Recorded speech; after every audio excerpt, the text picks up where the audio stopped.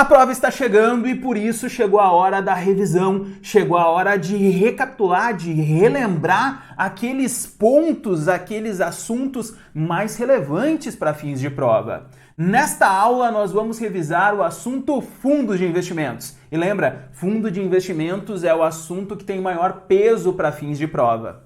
Eu, como você já sabe, sou o professor Eduardo Pereira e a partir de agora começa a nossa revisão de fundos de investimentos. Claro, para revisar fundos de investimentos, a gente tem que relembrar por que fundos de investimentos é tão importante. Como que ele surgiu e como ele se tornou tão popular ao ponto de ter o maior peso na nossa provinha. Pensa comigo. Tudo começa com esse sujeito aqui, ó. A razão de ser do fundo de investimento é quem? É o investidor. Lembra? O investidor é aquele sujeito que tem dinheiro em excesso. Lembra, o agente superavitário tem dinheiro em excesso e ele quer fazer esse dinheiro gerar mais dinheiro. Ele quer investir esses recursos. Mas lembra, como eu brinco durante o curso, investimento é um exercício de futurologia. Por quê? Eu aplico o dinheiro hoje esperando ter mais dinheiro quando? No futuro. Por isso que este investidor, quando ele aloca os seus recursos, ele vai atrás do que a gente chama de um retorno. Isso! Esse é o nosso famoso retorno esperado. Por que quando eu faço investimento eu tenho um retorno esperado? Porque a gente não é a mãe de Ná, a gente não é Walter Mercado, a gente não sabe o que vai acontecer no futuro. A gente tem uma esperança, a gente tem uma expectativa. Quando a gente aplica recursos, a gente tem a expectativa de lá no futuro ter mais dinheiro do que a gente tem hoje. Esse mais dinheiro vai vir do quê? Vai vir do retorno, vai vir da rentabilidade que eu espero que o investimento me forneça. Mas, Eduardo, sempre vai acontecer exatamente aquilo que eu espero? Não. Pode acontecer algo diferente do que eu espero. Essa possibilidade de acontecer algo diferente do que eu espero é o que eu chamo de risco. E aí, ó, uma questãozinha de prova. Risco é a possibilidade de acontecer eventos diferentes do esperado. Tá, Eduardo, como é que eu vou medir, por exemplo, a possibilidade de acontecer eventos diferentes do esperado? A possibilidade de o preço de uma ação, por exemplo, sei lá. Bom, para medir esse risco, que a gente chama de risco de mercado, tem lá o desvio padrão. Tem ou não tem? Ah, beleza, tem um desvio padrão. Bacana. Então, a gente sabe que o investidor, ele quer aplicar os recursos dele em busca de um determinado retorno esperado, mas ele sabe que ele vai correr um determinado risco. Bacana. Mas esse investidor pode aplicar o dinheiro dele em quê? Bom, o investidor pode pegar o dinheirinho dele e aplicar em títulos públicos federais. Pode aplicar em letras do Tesouro Nacional, em letras financeiras do Tesouro, em notas do Tesouro Nacional Série B, em notas do Tesouro Nacional Série F. Se ele for um pouquinho mais tolerante ao risco, ele pode comprar debêntures, ele pode comprar nota promissória. Se ele quiser assumir um pouquinho mais de risco, ele pode comprar inclusive ações. Perfeito. O investidor ele pode pegar o dinheiro dele e alocar diretamente em ativos financeiros. Título público, debêntures, notas promissórias e ações. Só que tem um probleminha, como nós vimos. Os investidores, de maneira geral, eles não têm tanto conhecimento sobre o mercado financeiro. Eles não têm capacidade de escolher o melhor ativo.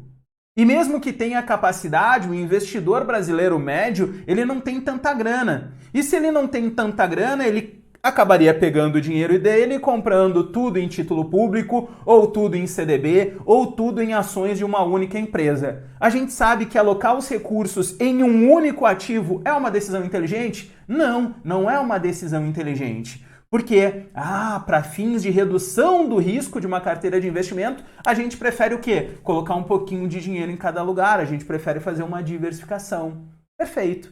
Então o investidor brasileiro médio é esse. Não tem muito conhecimento sobre o mercado financeiro, não tem muita grana, quando aloca tudo num lugar só. Putz, Eduardo, como é que eu posso resolver este problema? É para isso que surgiram os fundos de investimentos. Lembra, o fundo de investimentos, ele vai ser um veículo de investimento. Por que um veículo de investimento, Eduardo? O fundo de investimento é um veículo de investimento porque é através dele que o investidor vai investir em ativos financeiros. E, Eduardo, deu nó? Não, lembra o seguinte, você, enquanto investidores, nós podemos pegar o nosso rico dinheirinho e aplicar diretamente em ações. Só ir lá na B3, cadastrar numa corretora e na B3. Nós podemos aplicar diretamente num CDB ou diretamente em títulos públicos federais. Ou então, a gente pode aplicar os recursos num fundo de investimento. Esse fundo de investimento, com recursos que ele captou de outros investidores, aí sim vai aplicar em ativos financeiros.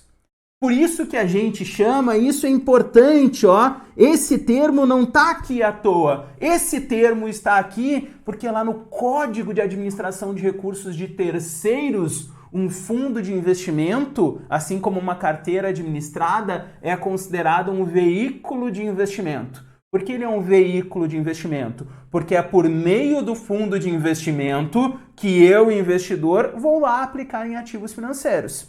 Respira, pensa comigo que isso é primordial de início.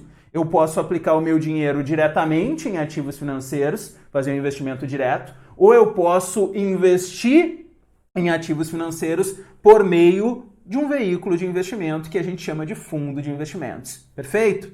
Então, o fundo de investimento é isso. É essa estrutura, é esse veículo de investimento que, como a gente viu nas aulas, ele vai captar recursos dos investidores. Cada investidor que antes ia pegar o dinheirinho dele e alocar tudo num ativo só, ou ia pegar o dinheirinho dele e deixar na caderneta de poupança, esse investidor agora, ele pega os recursos e aplica nos fundos de investimentos.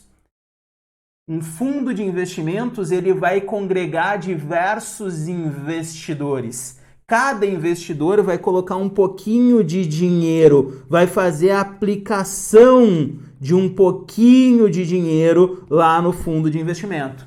É claro, esse investidor, quando ele aplica num fundo de investimento, ele passa a ser dono de um pedacinho do fundo de investimento. Ele passa a ser detentor do que a gente chama de cota. O investidor, ele passa a ser dono de um pedaço, de uma cota do fundo de investimento. Por isso, ao aplicar recursos num fundo de investimento, o investidor passa a ser o quê?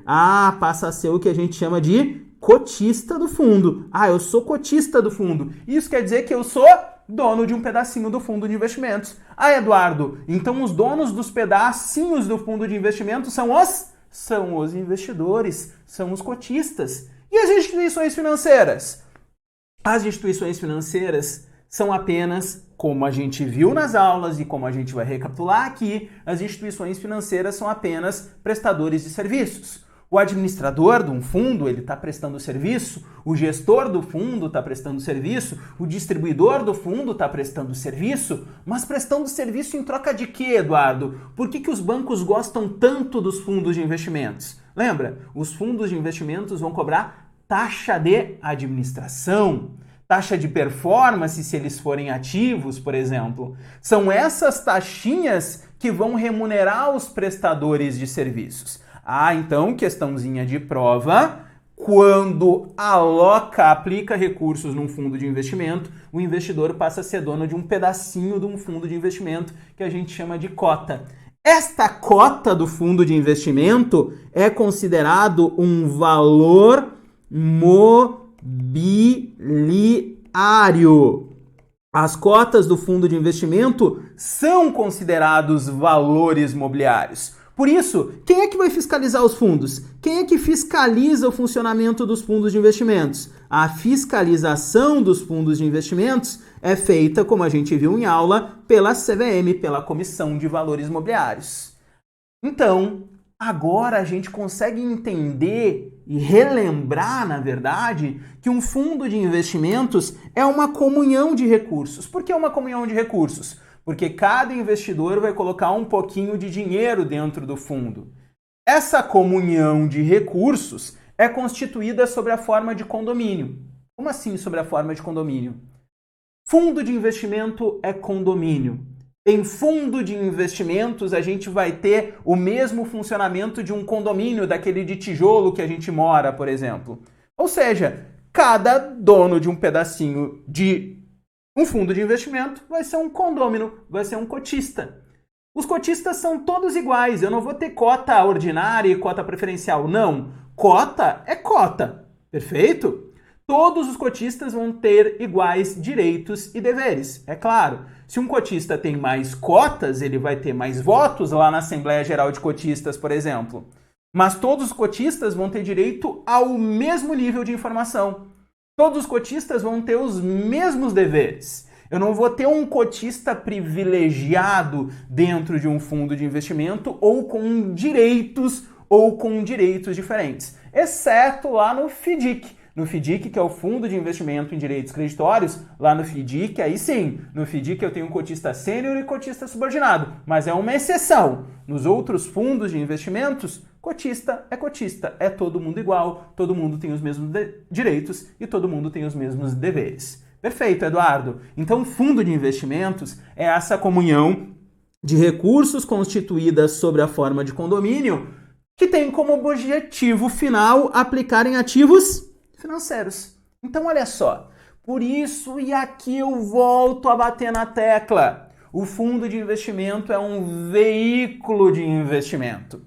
É um veículo de investimento por quê? Porque é através dele, é através do fundo de investimento que o investidor vai aplicar aqui, ó, em ativos financeiros. De novo, se a gente tivesse grana suficiente, se a gente tivesse conhecimento suficiente, nós não precisaríamos do fundo. Nós pegaríamos o nosso dinheiro e aplicaríamos diretamente. Nós recorremos ao fundo por quê? Porque do jeito que o fundo de investimento é estruturado, ele vai fornecer para nós, investidores pequenininhos e comuns, a possibilidade de acesso ao mercado. Através dos fundos, nós teremos acesso a mercados que nós não teríamos. Nós conseguimos diversificar. Nós temos uma gestão profissional. Dentro do fundo tem o gestor, que é o cara que conhece o mercado financeiro, que é o cara que analisa o mercado financeiro, que é o cara que fica lá todo dia entendendo e estudando o mercado financeiro para escolher os melhores ativos financeiros. E claro, eu vou ter uma diluição de custos. Bom, eu tenho grana suficiente, tenho conhecimento suficiente, mas não quero me incomodar aplicando. Bom, eu posso contratar uma carteira administrada. Uma carteira administrada é um serviço, mas putz, se eu contratar sozinho, vai ficar muito caro. É ou não é? Eu contratar um gestor para cuidar só do meu dinheiro, é muito caro. No fundo de investimentos, eu estou dividindo o custo de contratar. Com quem? Com os outros cotistas. Por isso que dentro do fundo de investimentos eu também tenho diluição de custos. Tá, Eduardo? Mas quando a gente aplica num fundo de investimento, a gente dá um cheque em branco dizendo, ó administrador, ó gestor, faz o que quiser da grana? É claro que não. Lembra? Quando a gente aplica num fundo de investimentos, o fundo de investimentos tem regras. E estas regras estão aonde? Estas regras estão num documento chamado de regulamento. Relembrou? Então, o regulamento de um fundo de investimentos é o documento que contém todas as regras de funcionamento do fundo. Tá tudo lá dentro do regulamento. Tudo o que, Eduardo? Bom, lá no regulamento diz se o fundo é aberto ou fechado, se o fundo é ativo ou passivo, qual é o benchmark do fundo, quem são os prestadores de serviços do fundo, quem é o administrador, quem é o gestor, quem é o custodiante, está tudo lá no regulamento. Lá no regulamento diz fundamentalmente também o seguinte, em quais ativos financeiros o fundo pode aplicar. Lembra? Quando eu, você ou qualquer cotista entra num fundo de investimento, ele tem que ler o regulamento. Ele tem que ler o regulamento para quê? Para entender como aquele fundo funciona. E para entender fundamentalmente em quais ativos financeiros os recursos que o fundo captou podem ser aplicados. Está tudo no regulamento. Por isso, regra geral, antes de colocar qualquer centavo dentro do fundo, eu tenho que ler o quê? O regulamento. Li o regulamento, posso aplicar? Não. Eu tenho que assinar o quê? Eu tenho que assinar o termo de adesão. O investidor, eu, você, seja quem for, antes de alocar a grana dentro de um fundo de investimento, tem que ler o regulamento, entender os riscos daquele fundo e assinar o termo de adesão. Aí, Eduardo, tem uma exceção? Tem, cai na prova, a gente vai ver logo logo ali. Sabe quando eu não preciso ler o regulamento? Não preciso assinar lá o termo de adesão? Quando o fundo for simples. É isso, quando o fundo for um fundo de renda fixa simples. Aí eu não preciso o termo de adesão, por quê? Ah, eu não preciso do termo de adesão porque é um fundo simples. Bacana? Ah, beleza. E aqui, ó, outro ponto importantíssimo. Lembra? Dependendo dos ativos financeiros nos quais o fundo aplica, este fundo ele vai ser classificado em renda fixa, cambial ou multimercado. Renda fixa, cambial, ações ou multimercado. Ações ou multimercado. Então respira e pensa comigo. Olha só. Fundo de investimentos é uma comunhão de recursos constituída sob a forma de condomínio com o objetivo de aplicar em ativos financeiros. Pode aplicar em qualquer ativo financeiro? Não, só pode aplicar nos ativos financeiros que estão previstos no regulamento. E, de novo, respire e pensa comigo. De acordo com os ativos financeiros nos quais o fundo pode aplicar, ele vai ter um fator de risco. Putz, se eu aplicar em ações, qual é o meu principal fator de risco? A variação do preço das ações lá na bolsa. Ah, bacana. Se eu aplicar em título público, putz, eu posso ter como fator de risco a taxa de juros e ou o índice de preços. Se eu aplicar em moeda estrangeira, o meu risco vai ser a volatilidade da moeda estrangeira. Logo, dependendo dos ativos financeiros nos quais o fundo aplica, ele vai estar exposto a determinado fator de risco. Dependendo do fator de risco que o fundo se expõe, ele vai ser classificado como renda fixa, como cambial, como ações ou como multimercado. Quer ver? Lembra, o fundo de renda fixa é aquele que tem como fator de risco o quê? A variação da taxa de juros e ou índice de preços. Um fundo de renda fixa vai ter que aplicar no mínimo 80% em ativos que sejam atrelados à variação da taxa de juros e ou índice de preços. Ações, no mínimo 67% em ações. Cambial, no mínimo 80% em ativos atrelados à variação cambial. O multimercado. O multimercado, como o próprio nome já diz, multimercado. Ele pode atuar em vários mercados ao mesmo tempo. Ele pode ter renda fixa, ele pode ter ações, ele pode ter câmbio, ele pode ter moedas. Ele pode atuar em vários mercados ao mesmo tempo. Então, agora vamos lá, respira, olha para mim e larga tudo. Olha só, o fundo de investimento ele vai ser mais ou menos arriscado dependendo dos ativos financeiros nos quais o fundo aplica. Um fundo não vai ser mais ou menos arriscado porque o prestador de serviço, o administrador é a instituição A ou porque o administrador é a instituição B. Não. O prestador de serviço, administrador, gestor, custodiante, ele cumpre apenas o que está no quê? No regulamento. Por isso que fundo de investimento não tem nenhum tipo de garantia. Fundo de investimento não tem garantia de rentabilidade, fundo de investimento não tem garantia contra perdas de ninguém, nem do administrador, nem do fundo garantidor de crédito. Não tem nenhum tipo de garantia. Quando eu compro cotas de um fundo de investimento, eu passo a correr o risco dos ativos financeiros nos quais o fundo aplica. Perfeito? Eduardo, e se acontecer alguma coisa errada lá dentro do fundo? Olha só o que eu disse. O fundo de investimento ele não tem nenhuma garantia. Cabe ao prestador de serviço cumprir o que está no regulamento. E se o prestador de serviço não cumprir o que está no regulamento? Se ele não cumprir o que está no regulamento, é outra história e a gente vai ver lá na frente. Bacana? Beleza, Eduardo, entendi. Agora que a gente entendeu que o fundo de investimento é classificado de acordo com os ativos financeiros nos quais ele aplica, a gente vai recapitular o conceito de cota e o conceito que certamente vai cair na tua prova de marcação ao mercado. Pode cair com outro nome, lembra? Qual é outro nome que a Anbima está usando agora como sinônimo de marcação a mercado? Apressar, apressar, apressamento, exatamente isso. O apressamento ou marcação a mercado. Pensa comigo. Imagina que esse fundo de investimento aqui é um fundo de investimento em ações. Ele emitiu aqui 1.000 cotinhas, 1.000 cotas, e cada cota foi vendida lá por R$1.000. Se o fundo tinha 1.000 cotas, cada cota custando aqui R$1.000, esse fundo conseguiu captar R$1 milhão, R$1 milhãozinho. Era o patrimônio do fundo. Perfeito.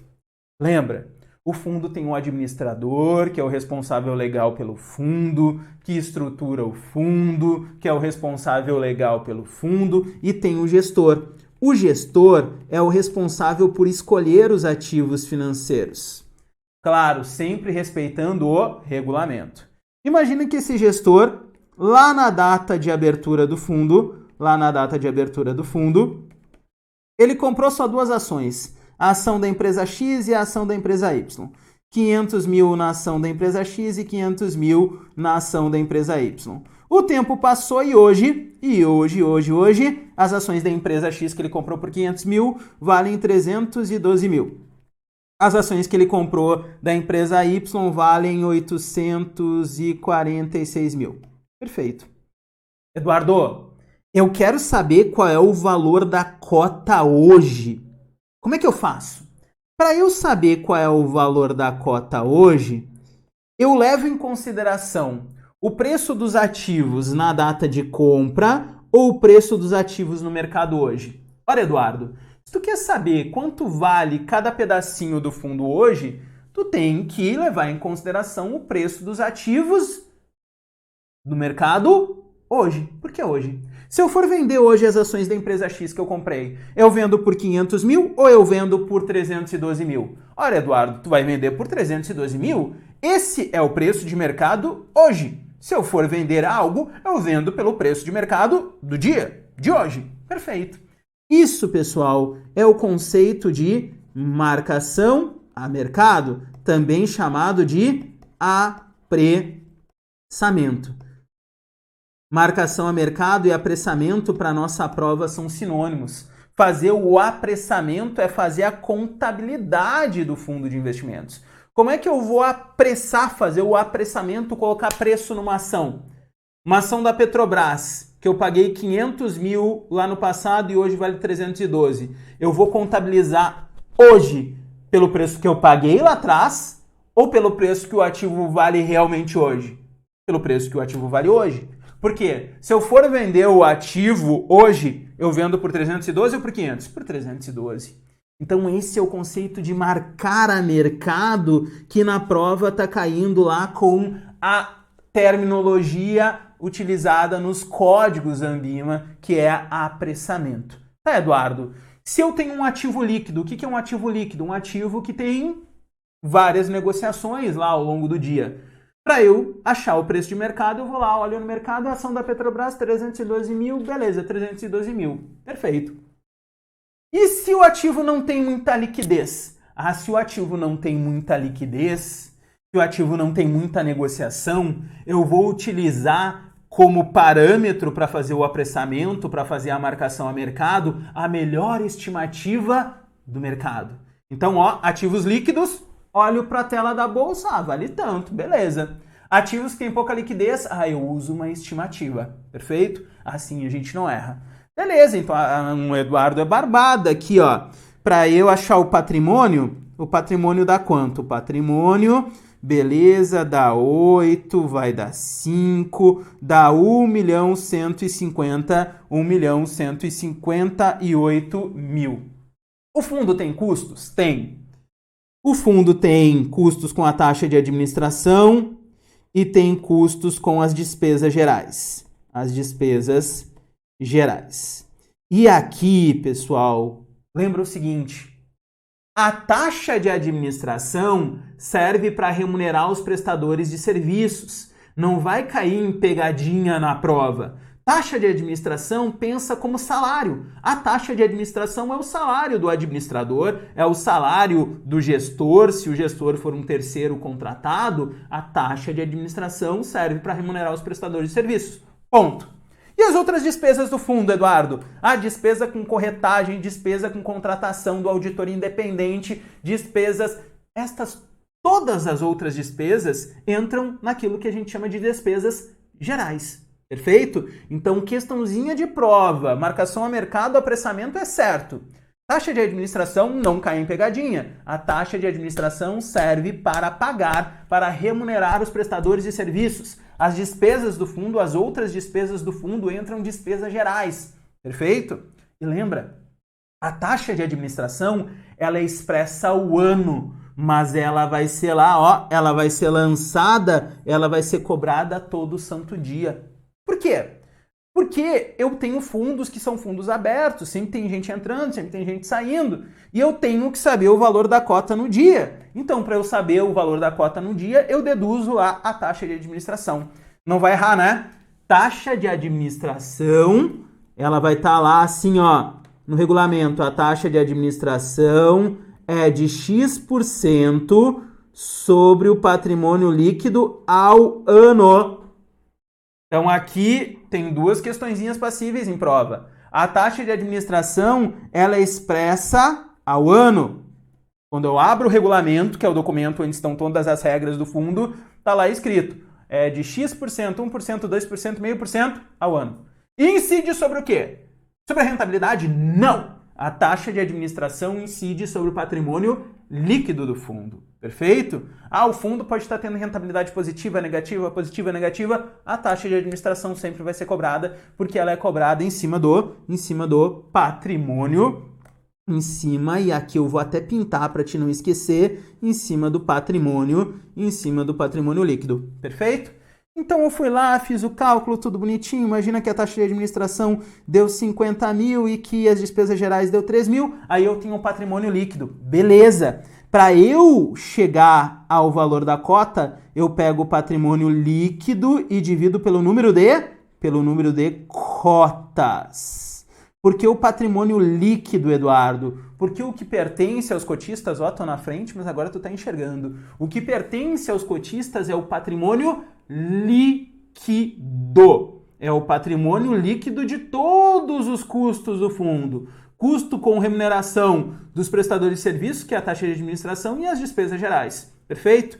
Aí, nesse meu cálculo aqui, sobra 1.105.000, é isso? 1.105.000 dividido por milzinho, o valor da cota vai dar 1.105. Perfeito? 1.105 é o valor da cota. Então, respire, olha para mim. Prova.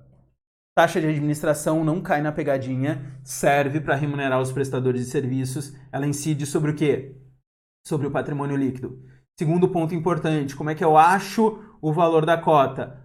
Eu chego ao valor da cota utilizando o preço de mercado. Fazer isso é fazer a marcação a mercado, é fazer o apressamento.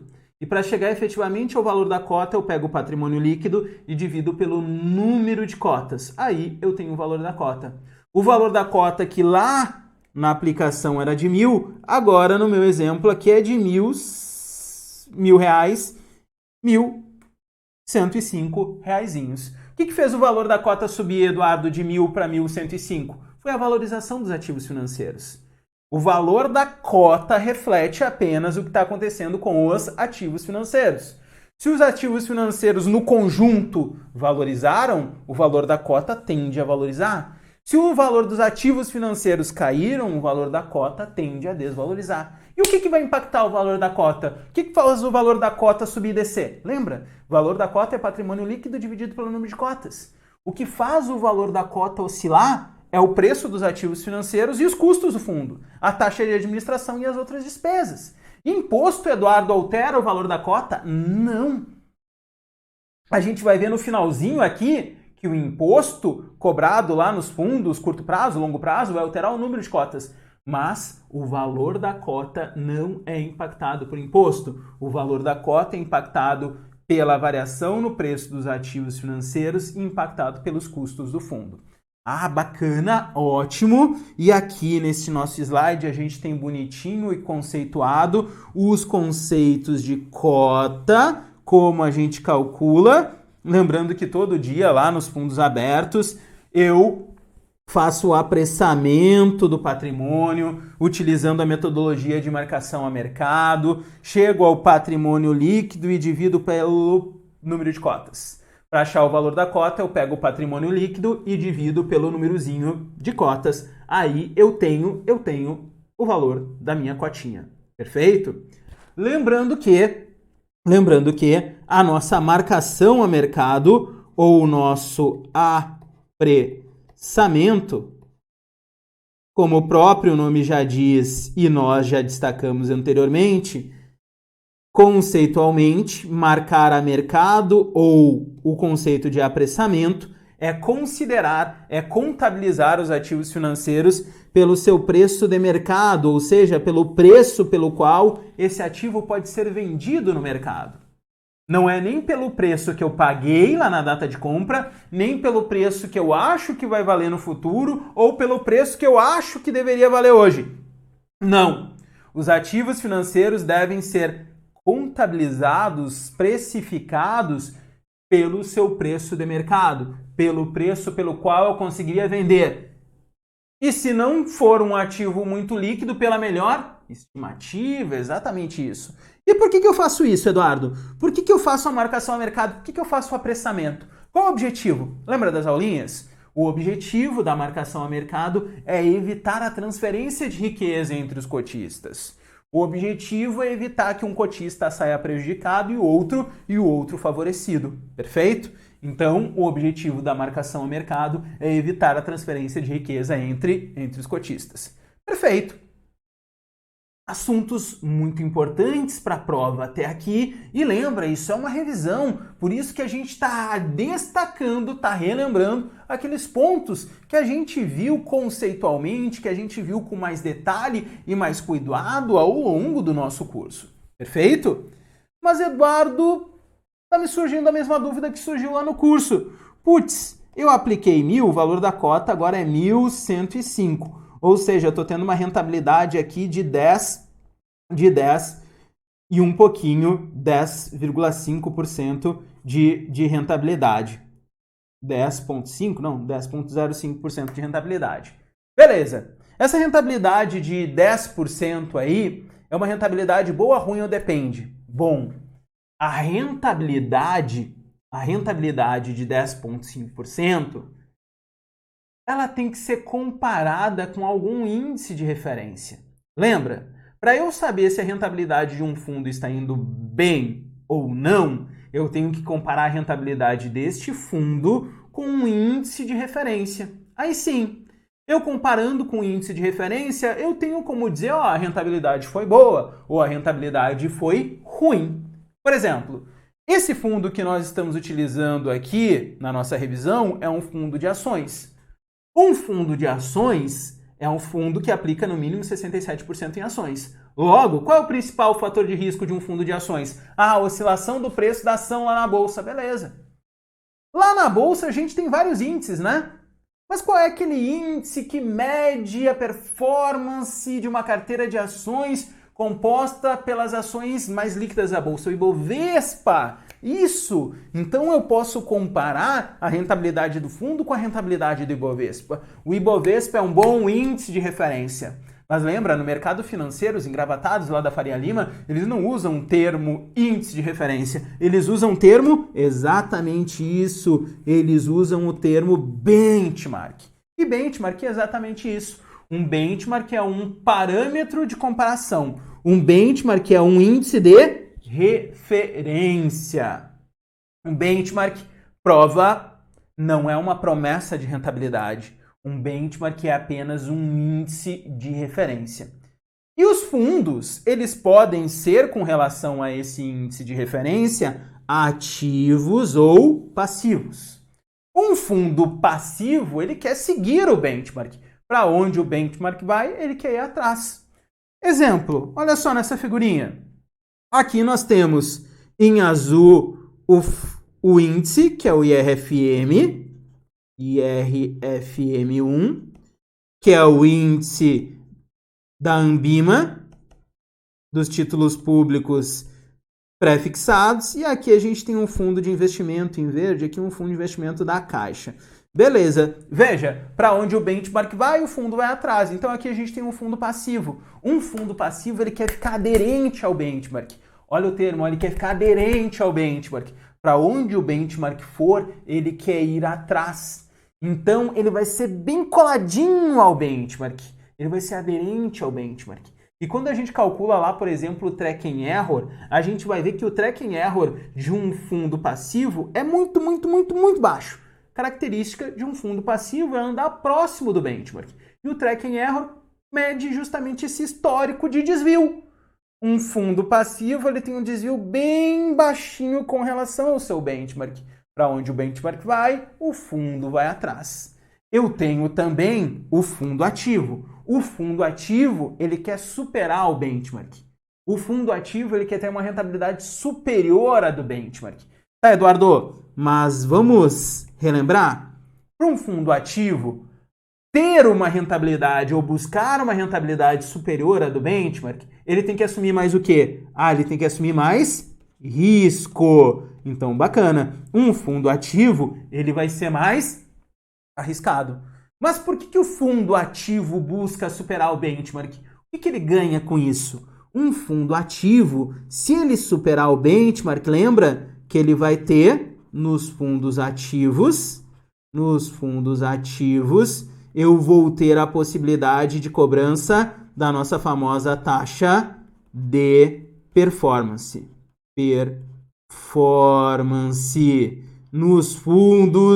Nos fundos ativos eu posso ter taxa de performance. O que é a taxa de performance? A taxa de performance é um prêmio pela performance. Na taxa de performance, eu vou ter uma rentabilidade se eu conseguir superar o benchmark. Por exemplo, a taxa de performance pode ser de 20% sobre o que exceder o benchmark. E aqui, olha só, aqui é questãozinha de prova também que tu tem que ficar atento. Eduardo, taxa de administração incide sobre o quê? A taxa de administração incide sobre o patrimônio líquido. E a taxa de performance, se houver? A taxa de performance, se houver, ela vai incidir sobre aquilo que exceder o benchmark. Como assim, Eduardo? Imagina que o Ibovespa deu 5% e o fundo deu 10,5%. Então, vai pagar a taxa de performance, superou o benchmark, paga a taxa de performance. Sobre o quê? Sobre o que exceder. Lembra, é uma taxa de performance. É uma taxa sobre a rentabilidade a mais que tu conseguiu dar de retorno para o teu investidor. Então, a taxa de performance vai incidir sobre o que exceder o benchmark.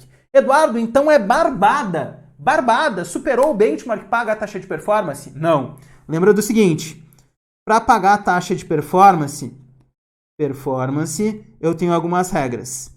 Primeiro, o período mínimo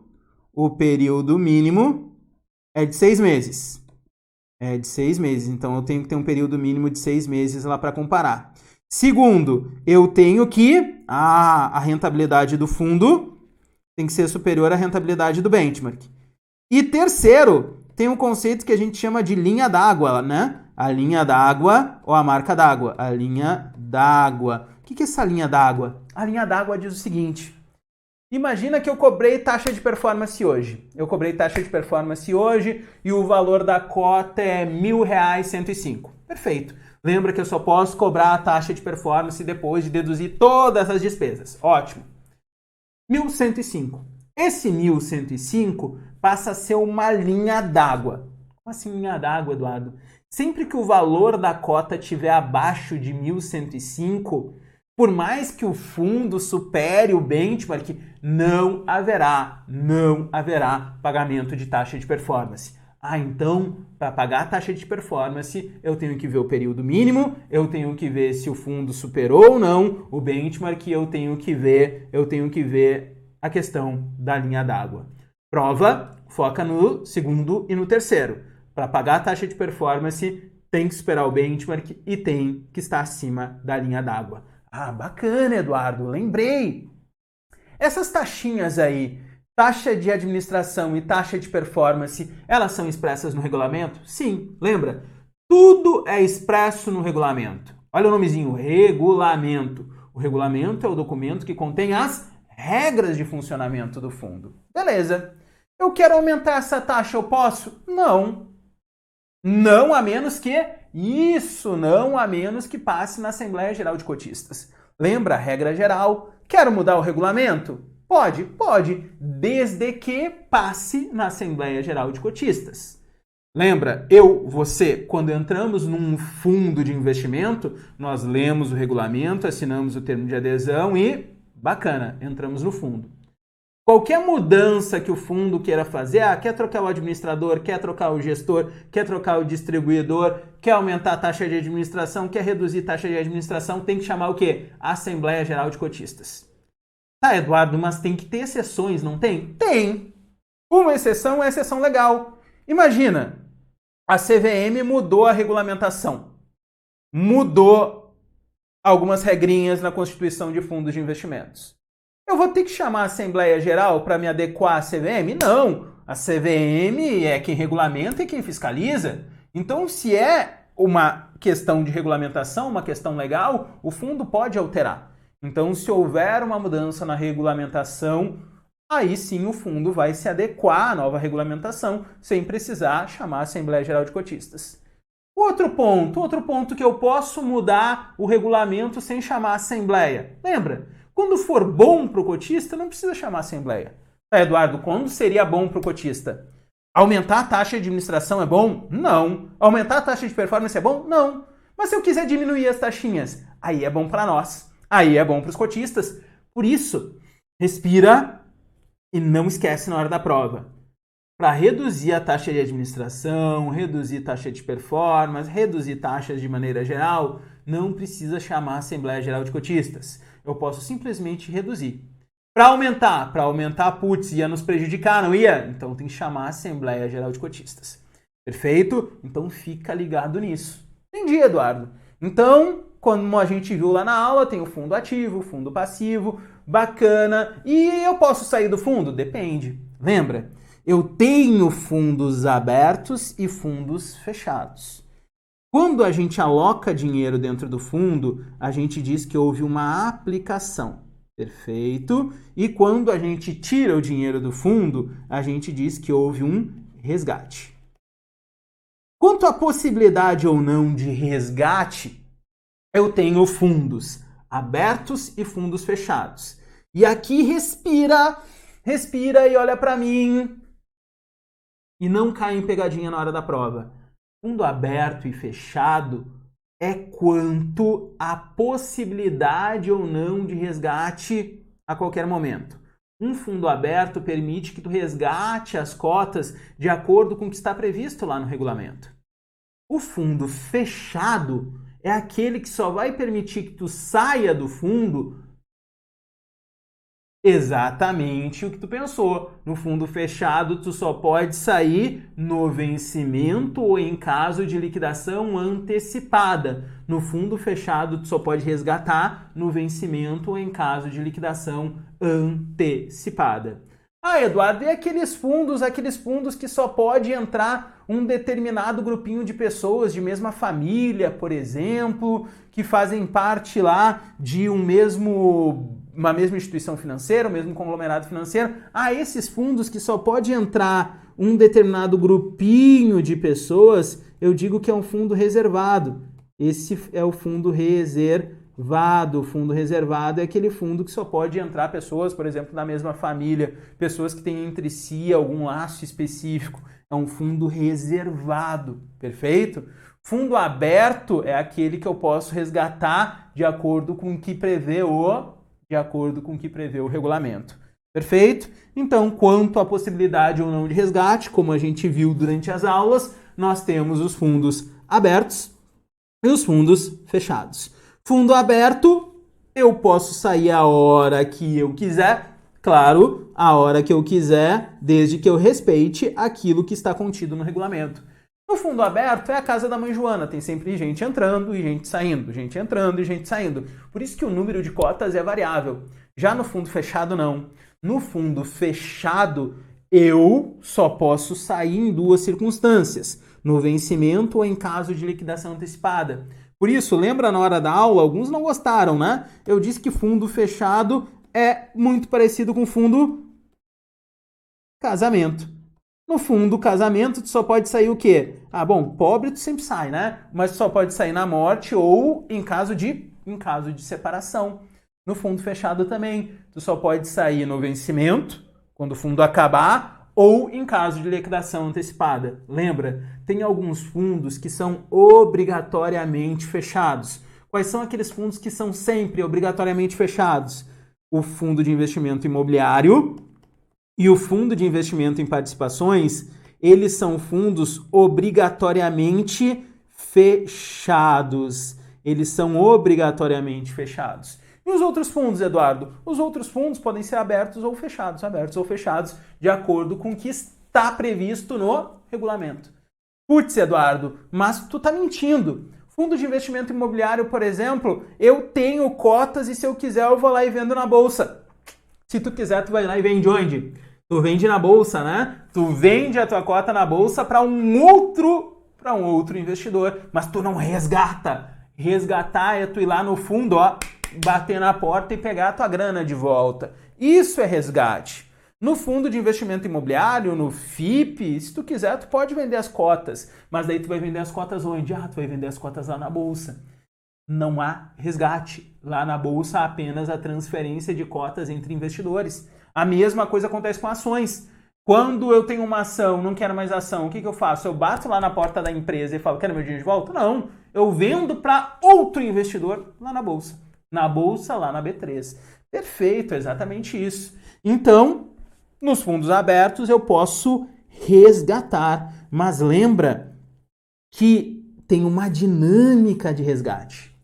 E essa dinâmica de resgate, Eduardo? Olha só, eu tenho o pedido de resgate, a data de conversão e a data efetivamente de pagamento daquele valor referente ao resgate. E, Eduardo, explica um pouquinho melhor.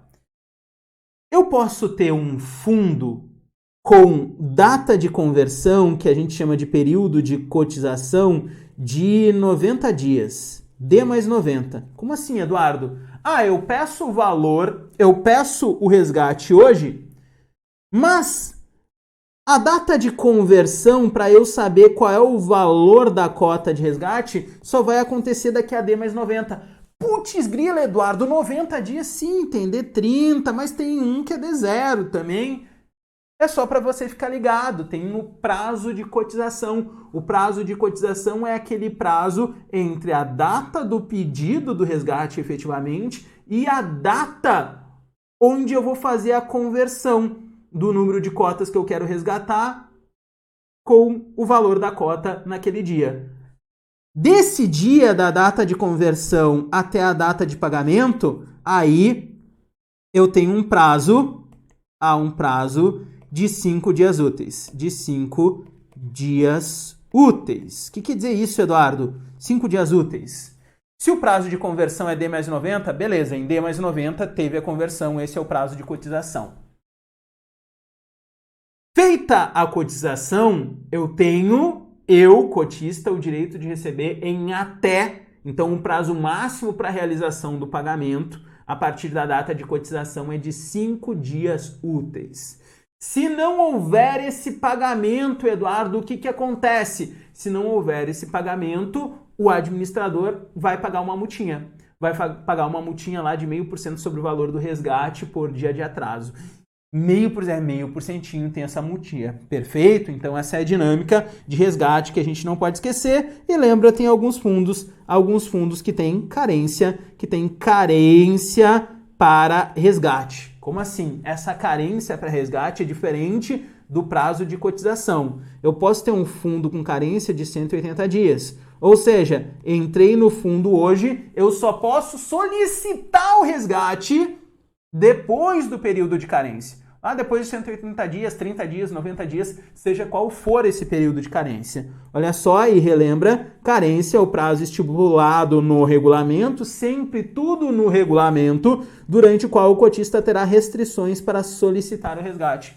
E, Eduardo, se eu solicitar o resgate antes, se eu não respeitar o período de carência, aí eu vou ter penalização. E aqui não embaralha. Lembra, se o administrador demorar para me pagar, não respeitar aquele prazo de 5 dias úteis após a data de conversão para me pagar, quem paga a multa é o administrador que não tem pago o resgate. Aqui, se eu sou um cotista que não respeito o prazo de carência, aqui eu vou pagar um IOF de 0,5% sobre o valor resgatado,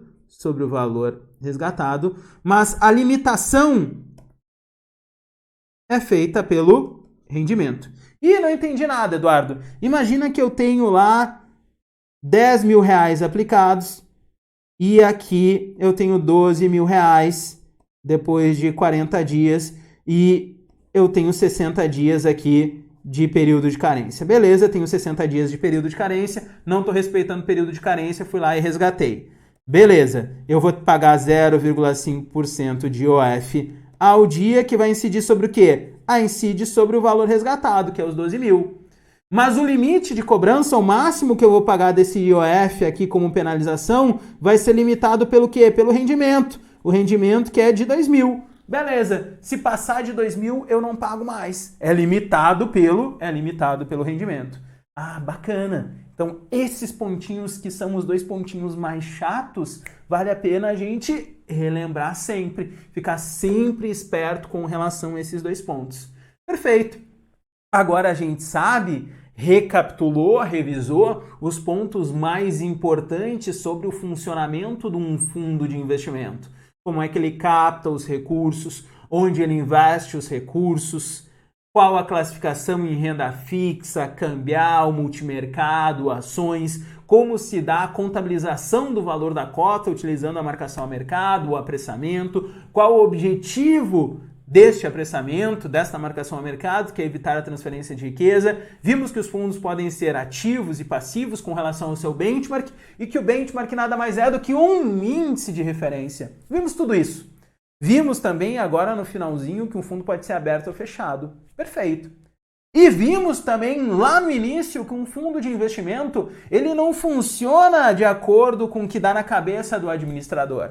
Um fundo de investimento ele sempre respeita o que está no regulamento. O regulamento, de novo, é o documento que contém todas as regras de funcionamento de um fundo de investimento. Tudo sobre um fundo de investimento está lá, bonitinho, no regulamento. Bacana. Mas, Eduardo, para esse fundo funcionar, lá nas aulas, nós vimos que tem uma série de prestadores de serviços, não tem? Tem. E agora a gente vai revisar exatamente esses caras. A gente vai revisar os prestadores de serviços. Lembra, os prestadores de serviços estão por trás do fundo de investimento, prestando serviços. Até agora, a gente revisou, recapitulou o funcionamento do fundo. Nós vimos que este investidor vai lá, investe recursos no fundo, passa a ser dono de um pedacinho do fundo que é a cota. Vimos que a cota é um valor mobiliário, que é a CVM que fiscaliza. Vimos que os recursos captados vão ser aplicados em ativos financeiros. Tá, mas quem está por trás do fundo? Tá, os donos do fundo, os donos lá dos pedacinhos do fundo são os cotistas. Mas quais são os prestadores de serviço que estão por trás do fundo, que fazem o fundo funcionar efetivamente? Aí são esses 4 que nós vemos aqui, nós vimos em aula. O administrador, o distribuidor, o gestor e o custodiante. Lembrando sempre, distribuidor, gestor e custodiante são especialistas. Eles são especialistas em determinadas funções. Todas as outras funções, todo o cargo de burocracia, o representante legal, o cara que vai divulgar a informação, o cara que vai reter o imposto de renda na fonte, quem é? É o administrador. O administrador vai ser o burocrata do fundo. O administrador vai ser, entre aspas, o síndico do fundo. Perfeito? Isso é muito importante. Tem caído muitas questõezinhas sobre as responsabilidades de cada um dos prestadores de serviço. Respira, olha para mim e lembra de início. Os prestadores de serviços, eles devem cumprir aquilo que está no regulamento. O administrador, o gestor, eles não podem dar nenhum tipo de garantia. Não pode dar garantia de rentabilidade, não pode oferecer garantias contra perdas. Não há nenhum tipo de garantia em fundo de investimento, nem do administrador, nem do gestor, nem do fundo garantidor de crédito. Isso tem que ficar claríssimo. Nisso a gente não pode cair em pegadinha na prova. Perfeito. Dito isso, vamos ver aqui os prestadores de serviços, fazer uma revisãozinha, recapitular o que cada um deles faz. Lembra? Tudo começa com o administrador. O administrador, ele é o responsável por constituir o fundo de investimentos. O administrador, ele vai, nesta fase de constituição do fundo de investimento, escrever o regulamento e todos os outros documentos. Eduardo é o administrador que escreve o regulamento? Sim, é ele que escreve. Por isso que eu, você, investidor que quer investir no fundo, nós temos que ler o regulamento, assinar o termo de adesão e antes de fazer a primeira aplicação. Perfeito. Então o administrador, ele constitui o fundo de investimento e ele, administrador, ele pode subcontratar outros prestadores de serviços. Se o administrador é a instituição X, ele pode contratar a instituição Y para fazer a gestão. Então ele pode contratar um gestor, pode contratar um custodiante, pode contratar um distribuidor. Mas lembra, o responsável legal pelo fundo é sempre o administrador. Se dá zica no fundo, o administrador responde. Exemplo, imagina que eu tenho um fundo de investimento renda fixa. Um fundo de investimento renda fixa não pode comprar ações. Ponto. Beleza. Tá lá na resolução. Tá lá na instrução, tá lá na regulamentação. Bacana. Daí o administrador, que é a instituição X, contratou a instituição Y para ser gestora e o gestor foi lá e comprou ações para um fundo de renda fixa. Não pode fazer isso. Daí vem a CVM, que é quem fiscaliza, vai lá e vai punir. A CVM vai punir só o gestor que fez errado? Foi o gestor que fez errado, não foi? Foi o gestor que comprou o que não era para comprar. Putz, o gestor sim, ele vai ser penalizado. Ele comprou o que não era para comprar, vai ser penalizado. Mas junto com ele, quem é penalizado? Junto com o gestor que não cumpriu diretamente o regulamento, vai ser penalizado também o nosso administrador. O nosso administrador, ele também vai ser penalizado. Por quê? Porque ele é o responsável legal pelo fundo. Porque ele, administrador, ele subcontratou o gestor, que é a instituição Y. E a responsabilidade do administrador, quando ele subcontrata um terceiro, é fiscalizar esse terceiro. Ele tem que fiscalizar se o terceiro está ou não cumprindo o que tem que cumprir. Perfeito? Então, ó, questãozinha de prova, fique esperto. Se o gestor ele faz algo que não deveria fazer, vai ser punido. Mas junto com ele vai ser punido o administrador, porque ele é o responsável legal pelo fundo. Em qualquer zica ele vai se dar mal. E o administrador é responsável também, porque ele tem o dever de fiscalizar quem ele subcontrata. Ah, Eduardo, bacana. Então entendi. O administrador sempre se rala. Ele sempre é o responsável legal pelo fundo. Bacana. Fundo constituído, CVM deu registro. Putz, Eduardo, a CVM deu registro, quer dizer que o fundo é bom? Não, quer dizer que o fundo cumpre as regras. Ah, o fundo tem lá o selinho da Anbima, lá, ou tem o selinho do Código de Administração de Recursos Terceiros, quer dizer que o fundo é bom? Não. Ter o registro na CVM ou ter o selinho da Anbima só quer dizer que o fundo está seguindo as regras. Não quer dizer que o fundo é bom ou não é bom. Bacana? Então sempre lembra disso. Fundo constituído, tudo bonito, tudo certo. Chegou a hora do quê? Chegou a hora da distribuição. E aqui, atenção, e vamos lembrar, o fundo de investimento, ele é sim um veículo de investimento. Um fundo de investimento, ele é um meio pelo qual eu aplico em ativo financeiro. Mas fundo de investimento, ele também é um produto de investimento. E Eduardo complicou, como assim? Lembra, a Anbima tem 2 códigos. Tem o Código de Administração de Recursos de Terceiros, que trata da administração de recursos de terceiros e diz lá que os fundos de investimento e as carteiras administradas são veículos de investimento. Beleza. Mas a Anbima também tem outro código, que é o Código de Distribuição de Produtos de Investimentos. O Código de Distribuição de Produtos de Investimentos, como o próprio nome já diz, ele trata do quê? Da distribuição dos produtos de investimentos. Estou distribuindo os produtos de investimentos. E quando a instituição financeira está distribuindo CDB, ela está distribuindo produtos de investimento.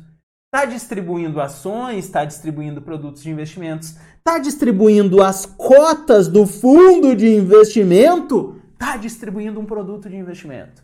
Então, quando a instituição está lá fazendo a distribuição dos fundos, o que é fazer a distribuição dos fundos? É oferecer. Vai um fundinho de renda fixa? Vai um fundinho de ações? Vai um fundinho multimercado? Vai um cambial aí?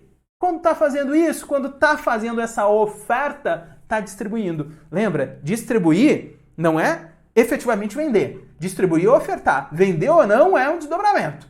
Distribuir é ofertar. Bacana? Estou distribuindo, então, uma cota de um fundo de investimento, então estou distribuindo um produto de investimento, tem que seguir lá o Código de Distribuição de Produtos de Investimentos. Perfeito? Ah, Eduardo, bacana, ótimo, relembrei.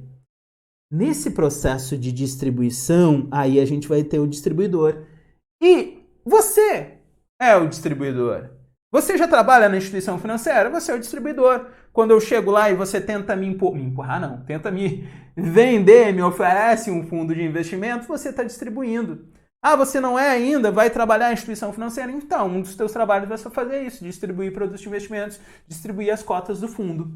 Lembra que nesse processo de distribuição, sempre temos que fazer o quê? Análise do perfil do investidor. Antes de oferecer qualquer coisinha, antes de falar, vai um renda fixa, vai um multimercado, vai um ações, vai um cambial, tenho que ver qual é o perfil de risco do investidor, tem que fazer o API. Lembra, a API tem 24 meses lá de duração, eu vou enquadrar o cliente conservador, moderado, agressivo e de acordo com o perfil do cliente eu vou indicar os produtos para ele. Aí essa adequação é uma obrigação, é o que a gente vai chamar de suitability. O suitability é oferecer os produtos compatíveis com o perfil de risco do investidor. Perfeito?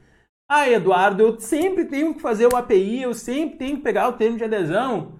Sempre, vírgula, exceto. Qual a exceção? Ah, quando o fundo é simples. Quando o fundo é barbada, quando o fundo é simples, aí ó, beleza, não precisa fazer esse trem. Ah, no fundo de investimento renda fixa é simples, eu não preciso fazer o API. Nos outros todos, nos outros todos, se o sujeito não tem o API ainda, faz a API e depois oferece as cotas indicadas para o perfil de risco do investidor. Perfeito? Ah, ótimo. Então aqui o administrador foi lá, constituiu o fundo constituído, fundo com registro na CVM, fundo com o selinho da Anbima. Lembra o selinho da Anbima? Só vai ter se o prestador de serviço for um associado da Anbima ou uma instituição aderente do Código de Administração de Recursos Terceiros. Perfeito, ótimo, tudo bonitinho. Dinheiro entrou, o dinheiro entrou aí, a gente tem o nosso gestor.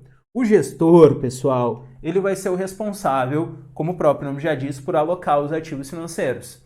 Ele que vai escolher os ativos financeiros. Ele escolhe os ativos financeiros nos quais o fundo vai aplicar, sempre respeitando o quê? Sempre respeitando a política de investimento que está lá dentro do regulamento. Quem vai fazer o controle do risco do fundo vai ser o gestor. O gestor é que vai controlar o risco do fundo, o risco que o fundo está exposto. Supervisionado por quem? Ah, supervisionado pelo administrador.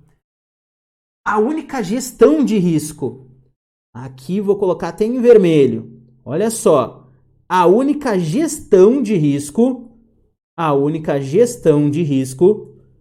que tem que ser feita de maneira conjunta é a gestão de risco de liquidez.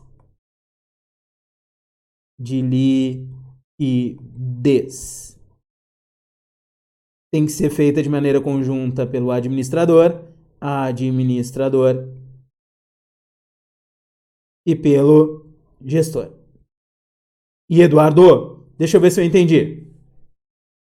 O gestor, ele vai gerir a carteira. Carteira de investimentos do fundo é aqueles ativos nos quais o fundo aplica. Perfeito. O gestor vai escolher os ativos financeiros de acordo com aquilo que está previsto lá na política de investimentos dentro do regulamento. Ótimo.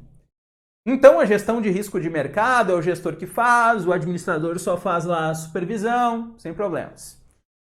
A gestão de risco que vai ser compartilhada, que vai ser feita conjuntamente pelo administrador e pelo gestor, vai ser a gestão do risco de liquidez. O que é a gestão do risco de liquidez?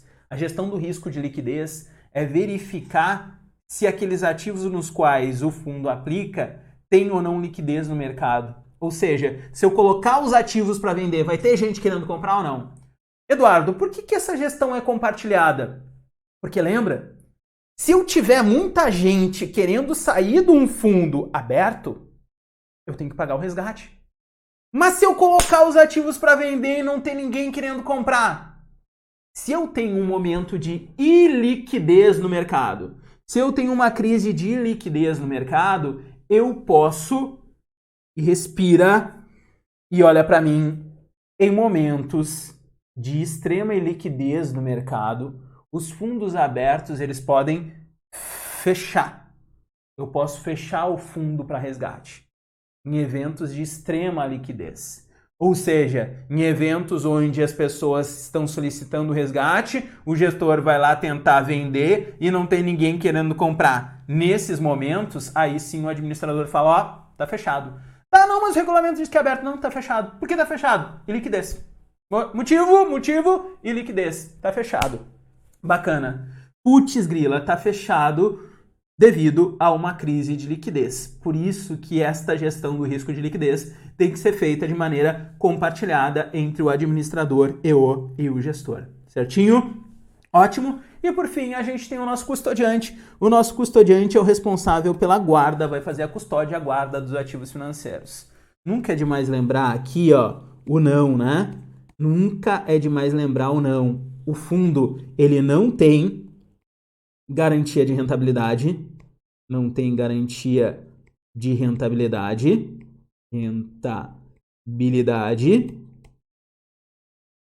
E o fundo também não tem garantia contra perdas. Não tem garantia contra perdas. Não tem garantia nem garantia de rentabilidade. Ah, te garanto 10%. Isso não existe. Ah, garanto que se tu perder, eu te reponho. Não tem garantia contra perdas. Em caso, Eduardo, especificamente dos fundos de investimento de capital protegido. Que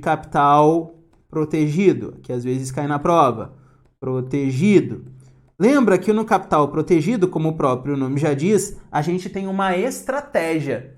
Uma estratégia de capital protegido, ela visa proteger o capital, mas ela é uma estratégia. A estratégia pode dar errado? Pode. Pode gerar perdas? Pode gerar perdas. Tá, Eduardo, se eu entrei no fundo cuja estratégia é capital protegido, o gestor e o administrador operaram dentro do regulamento, fizeram exatamente o que o regulamento permitia que eles fizessem, e mesmo assim o fundo gerou perda, mesmo tendo uma estratégia de capital protegido, pode gerar perda? Pode, a estratégia pode não dar certo. Nesse caso, se o fundo gerou perdas, mesmo sendo de capital protegido, e o administrador e o gestor, eles cumpriram o que estava no regulamento, eu não posso acionar o administrador e o gestor. Por quê? Porque eles cumpriram o que estava no regulamento. Se eu cumpri o que estava no regulamento e gerou perdas, putz, faz parte do mercado, é o risco. Por isso que o investidor ele tem que assinar o quê? Antes de entrar, ele tem que assinar o termo de adesão, ele tem que ler o regulamento, tem que entender os riscos, tem que assinar o termo de adesão por causa disso. Porque pode dar zica, tem risco, beleza? Prova e vida. colocar em vermelho para relembrar, o nosso administrador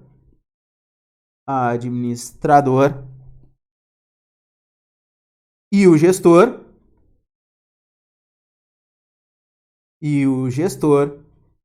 serão responsabilizados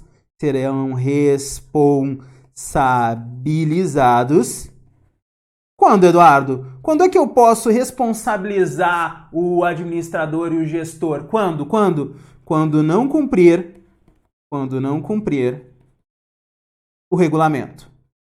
O regulamento. Eu estou na frente, mas eu estou escrevendo o quê? Regulamento. Beleza? Então respira, pensa comigo e nunca mais esquece. Se administrador e gestor estão cumprindo o regulamento e houve perdas, a responsabilidade pelas perdas é do cotista.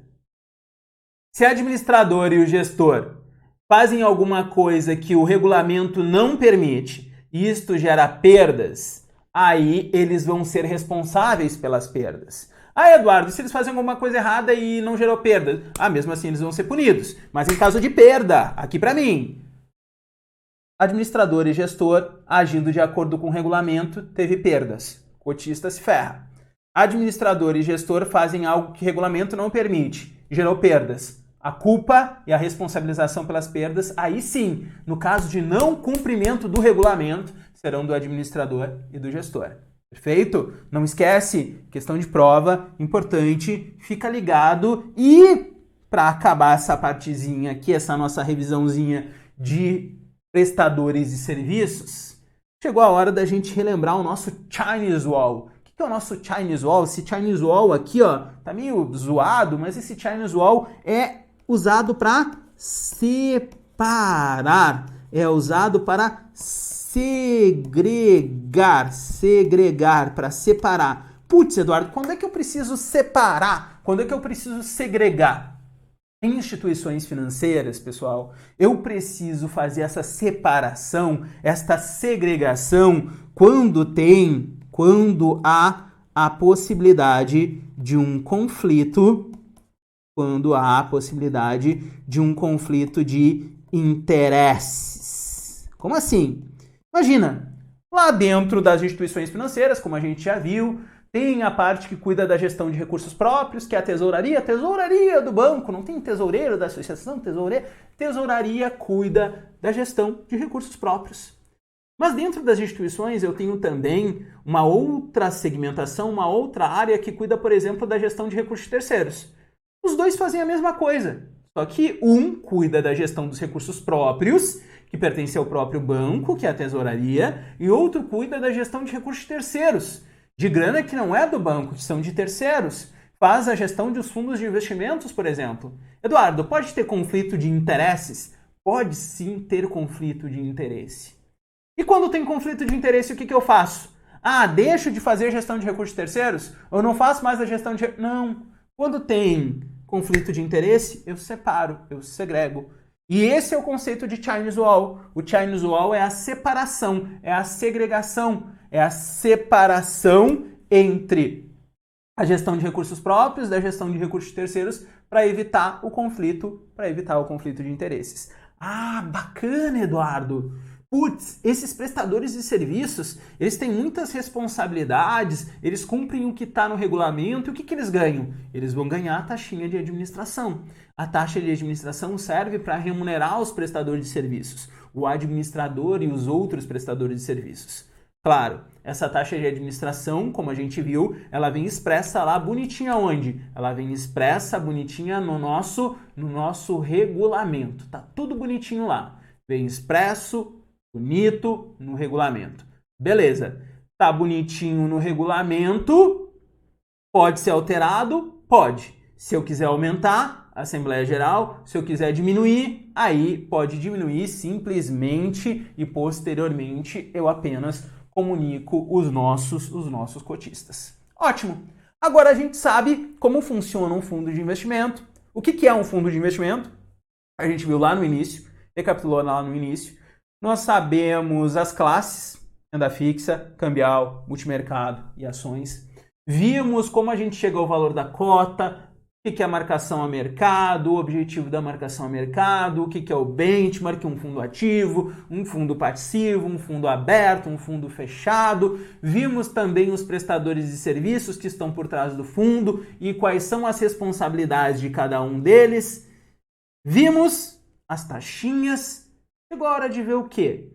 Chegou agora a hora de ver de maneira mais profunda a classificação dos fundos de investimentos. Ora, Eduardo, isso a gente já viu lá no início. Agora a gente vai ver de maneira mais detalhada. Os fundos de investimentos, eles são classificados em renda fixa, multimercado, cambial e ações. Prova: renda fixa, multimercado, cambial e ações.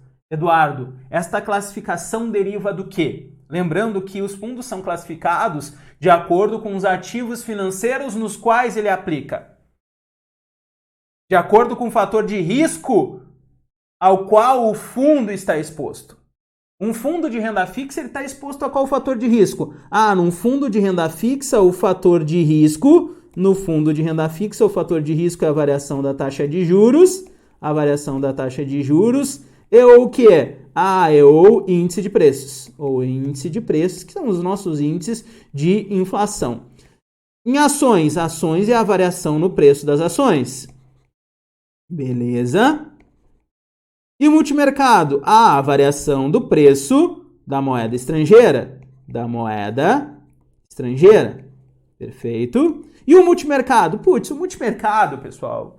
O multimercado é aquele que atua em vários mercados ao mesmo tempo. Então, ele é um fundo que tende a ser bem diversificado. Ótimo. E aqui a gente tem do menos arriscado até o teoricamente mais arriscado. De novo, um fundo ele pode ser mais ou menos arriscado de acordo com os ativos financeiros nos quais ele aplica. O fundo que teoricamente tem menos risco é o fundo de renda fixa. Por isso que os fundos de renda fixa são aqueles que têm que aplicar no mínimo 80% do patrimônio líquido de um fundo de renda fixa, ele deve estar aplicado em ativos indexados à variação da taxa de juros e ou índice de preços. Este fundo pode utilizar o que a gente chama de cota de abertura. O que é a cota de abertura? Por ele ser um fundo menos arriscado, olha só, respira e olha para mim. Como fundo de renda fixa, ele é menos arriscado, ele vai ter menos volatilidade normalmente, eu posso usar a cota de abertura. Ou seja, eu posso, para determinar a cota de hoje, usar a cota de D-1. Imagina que hoje é terça, dia útil. Eu posso pegar a cota de ontem, segunda, que foi dia útil também, pegar a cota de ontem, jogar lá a nossa expectativa do DI para hoje e trabalhar com essa cota de abertura.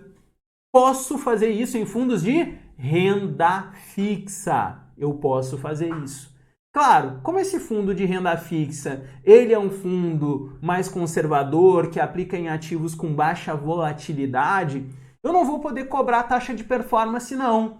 Nos fundos de renda fixa não pode ser cobrada a taxa de performance. Exceto quando? Exceto quando esse fundo de renda fixa for dívida externa, quando esse fundo de renda fixa for de longo prazo, ou quando esse fundo de renda fixa for destinado exclusivamente a investidor qualificado. E, Eduardo, tem tipos diferentes de fundo de renda fixa? Tem. O fundo de investimento renda fixa dívida externa é aquele que aplica em ativos da dívida externa que a União emitiu lá no exterior. O fundo de renda fixa a longo prazo é aquele fundo de renda fixa que aplica em ativos que tem prazo médio da carteira superior lá aos 365 dias. Lembra, quanto maior o prazo, maior o risco. Então, um fundo de renda fixa a longo prazo tem mais risco, então vai ter mais volatilidade. Por isso, aí sim pode cobrar a taxa de performance. Perfeito? E, falando nisso, lembra que na renda fixa eu vou ter os sufixos. Eu tenho renda fixa referenciado, o renda fixa curto prazo, o renda fixa dívida externa, o renda fixa simples e o renda fixa simples. Bacana, esses são os sufixos. Como assim sufixos, Eduardo? Sufixo é uma subclassificação. Todos eles são renda fixa. Todos eles têm que aplicar lá no mínimo 80% em ativos indexados ou a variação da taxa de juros ou a variação da índice de preços. O referenciado, ele tem que cumprir mais alguns pré-requisitos. Por exemplo, o fundo referenciado, ele tem que aplicar 95% do patrimônio líquido em ativos indexados ao índice de referência. O fundo referenciado mais comum é o referenciado DI. O fundo referenciado DI, ele segue o DI, ele é referenciado ao DI. Putz, Eduardo, como é que eu vou fazer para esse fundo referenciado ele seguir o DI? Eu exijo que ele aplique no mínimo 95% dos seus recursos em ativos indexados ao DI.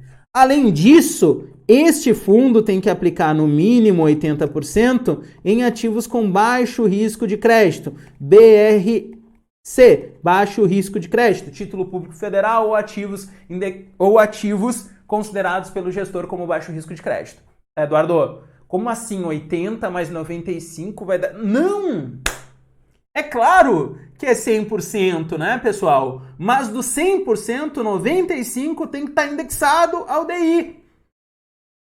E desse 100%, 95% indexado ao DI, do 100% eu tenho que ter 80% em ativos indexados ao DI e baixo risco de crédito. Bacana? O fundo curto prazo é aquele que tem a carteira com prazo médio inferior a 60 dias e nenhum título pode ter prazo maior individualmente do que 375 dias. Não confunde o fundo renda fixa curto prazo com o fundo curto prazo para fins tributários. O fundo curto prazo para fins tributários, de acordo com a Receita Federal do Brasil, é aquele fundo que tem prazo médio igual ou inferior a 365. Aquela classificação é para fins tributários. Esse é o fundo renda fixa curto prazo. Perfeito? O dívida externa é aquele que aplica no mínimo 80%, em ativos da dívida externa, E o nosso fundo renda fixa simples é o mais barbada de todos. O nosso fundo renda fixa simples é um fundo que tem que aplicar lá no mínimo 95% em títulos públicos federais, que vai ter como benchmark a Selic, no mínimo 95% em títulos públicos federais, ou o quê? Ou ativos com o mesmo risco, no mínimo o mesmo risco do título público federal, classificado pelo gestor, um fundo sempre aberto, que não pode cobrar taxa de performance, e não pode usar derivativos para fins de alavancagem. Não pode utilizar. Beleza. Lembrando, e isso sempre cai em prova, devido às características do fundo de renda fixa simples, devido ao baixo risco do fundo de renda fixa simples, este fundo ele está dispensado da assinatura do termo de adesão e da verificação da adequação do investimento no fundo ao perfil de risco do investidor na forma da regulamentação específica sobre o assunto, na hipótese do investidor não possuir outro investimento. Como assim, Eduardo? E isso eu destaco e redestaco, já é a terceira ou quarta vez que a gente destaca, porque cai recorrentemente em prova. Um fundo de investimento renda fixa simples é aquele que permite um investidor que não tem nenhum tipo de investimento. Imagina que o investidor não tem nenhum tipo de investimento. Ele vai se tornar investidor investindo aqui. Daí ele chega lá e fala, putz, eu não tenho API, nunca fiz API, não quero fazer API. Qual o único fundo que tu pode oferecer para ele? Se ele não tem API ainda. Ele quer correr pouco risco não quer preencher o API, não tem um API, aí você indica para ele o fundo de investimento renda fixa, o fundo de investimento renda fixa simples. Perfeito? Eu tenho o fundo de investimento cambial, que deve aplicar no mínimo 80%, em ativos atrelados à variação do preço da moeda estrangeira, barbada também. O fundo multimercado, como o próprio nome já diz e a gente salientou bastante durante a revisão e nas aulas, eles devem possuir políticas de investimento que envolvam vários fatores de risco, sem o compromisso de concentração em nenhum fator em especial. E, finalmente, o nosso fundo de investimento em ações. O fundo de investimento em ações, como a gente está careca de saber, ele tem que aplicar o quê? No mínimo 67% em ações. Bacana, beleza. Lembrando, Eduardo, fundo pode usar derivativos? Claro, o fundo pode usar derivativos. Só que eu tenho um porém. Fundo de renda fixa só pode usar derivativos para fins de proteção, para fins de hedge. Já o fundo multimercado, o fundo de ações e o fundo cambial, eles podem usar derivativos livremente. Como assim pode usar derivativos livremente? Eles podem usar derivativos tanto para fins de proteção, quanto para fins de alavancagem.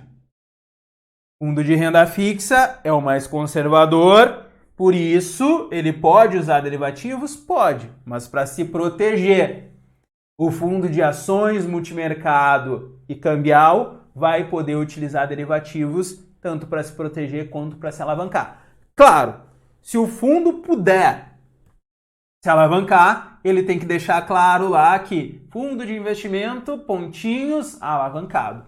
Fundo alavancado, o que é um fundo alavancado? Um fundo alavancado é aquele que pode gerar patrimônio líquido negativo. O que é patrimônio líquido negativo? Pode ter perdas superiores ao patrimônio líquido. Perder tudo que tem ainda ficar devendo. Se o fundo alavancado ficar devendo, quem é que tem que aportar grana? Putz, quem tem que aportar grana é o cotista tem que aportar grana. Por que, Eduardo? O cotista sabia, fundo de investimento alavancado. Ele assinou lá o termo de adesão, assinou o termo de ciência de risco, ele sabia. Bacana? Outro fundo que exige assinatura de termo ciência de risco é o fundo de crédito privado. Fundo de crédito privado é aquele que pode aplicar mais de 50% no quê? Em ativos de crédito privado. Daí vai ter a denominaçãozinha também, fundo de investimento, renda fixa, crédito privado. Para deixar bem claro, lá no nome, na denominação do fundo, que aquele fundo pode aplicar em ativos de crédito privado. E por isso vai o quê? Vai expor o investidor ao maior risco. Perfeito? Eduardo, e quanto a limites de concentração? Eu posso concentrar até quantos por cento dos recursos do fundo em ativos emitidos por um mesmo emissor? Lembra, limite de concentração. Concentração. Limite de concentração. Se o emissor for uma instituição financeira, eu posso aplicar até 20% do patrimônio líquido do fundo, do PL do fundo, em ativos emitidos por uma mesma instituição financeira autorizada a funcionar pelo Banco Central. E quando for uma sociedade anônima aberta, lá com registro na CVM, pode ser até 10%. Até 10% em ativos emitidos por um mesmo emissor. Se for governo é 100%. Lembra? A gente admite, por teoria, Deus desceu na Terra e disse que o ativo menos arriscado que a gente tem é título público. Então, em título público eu posso alocar até 100%.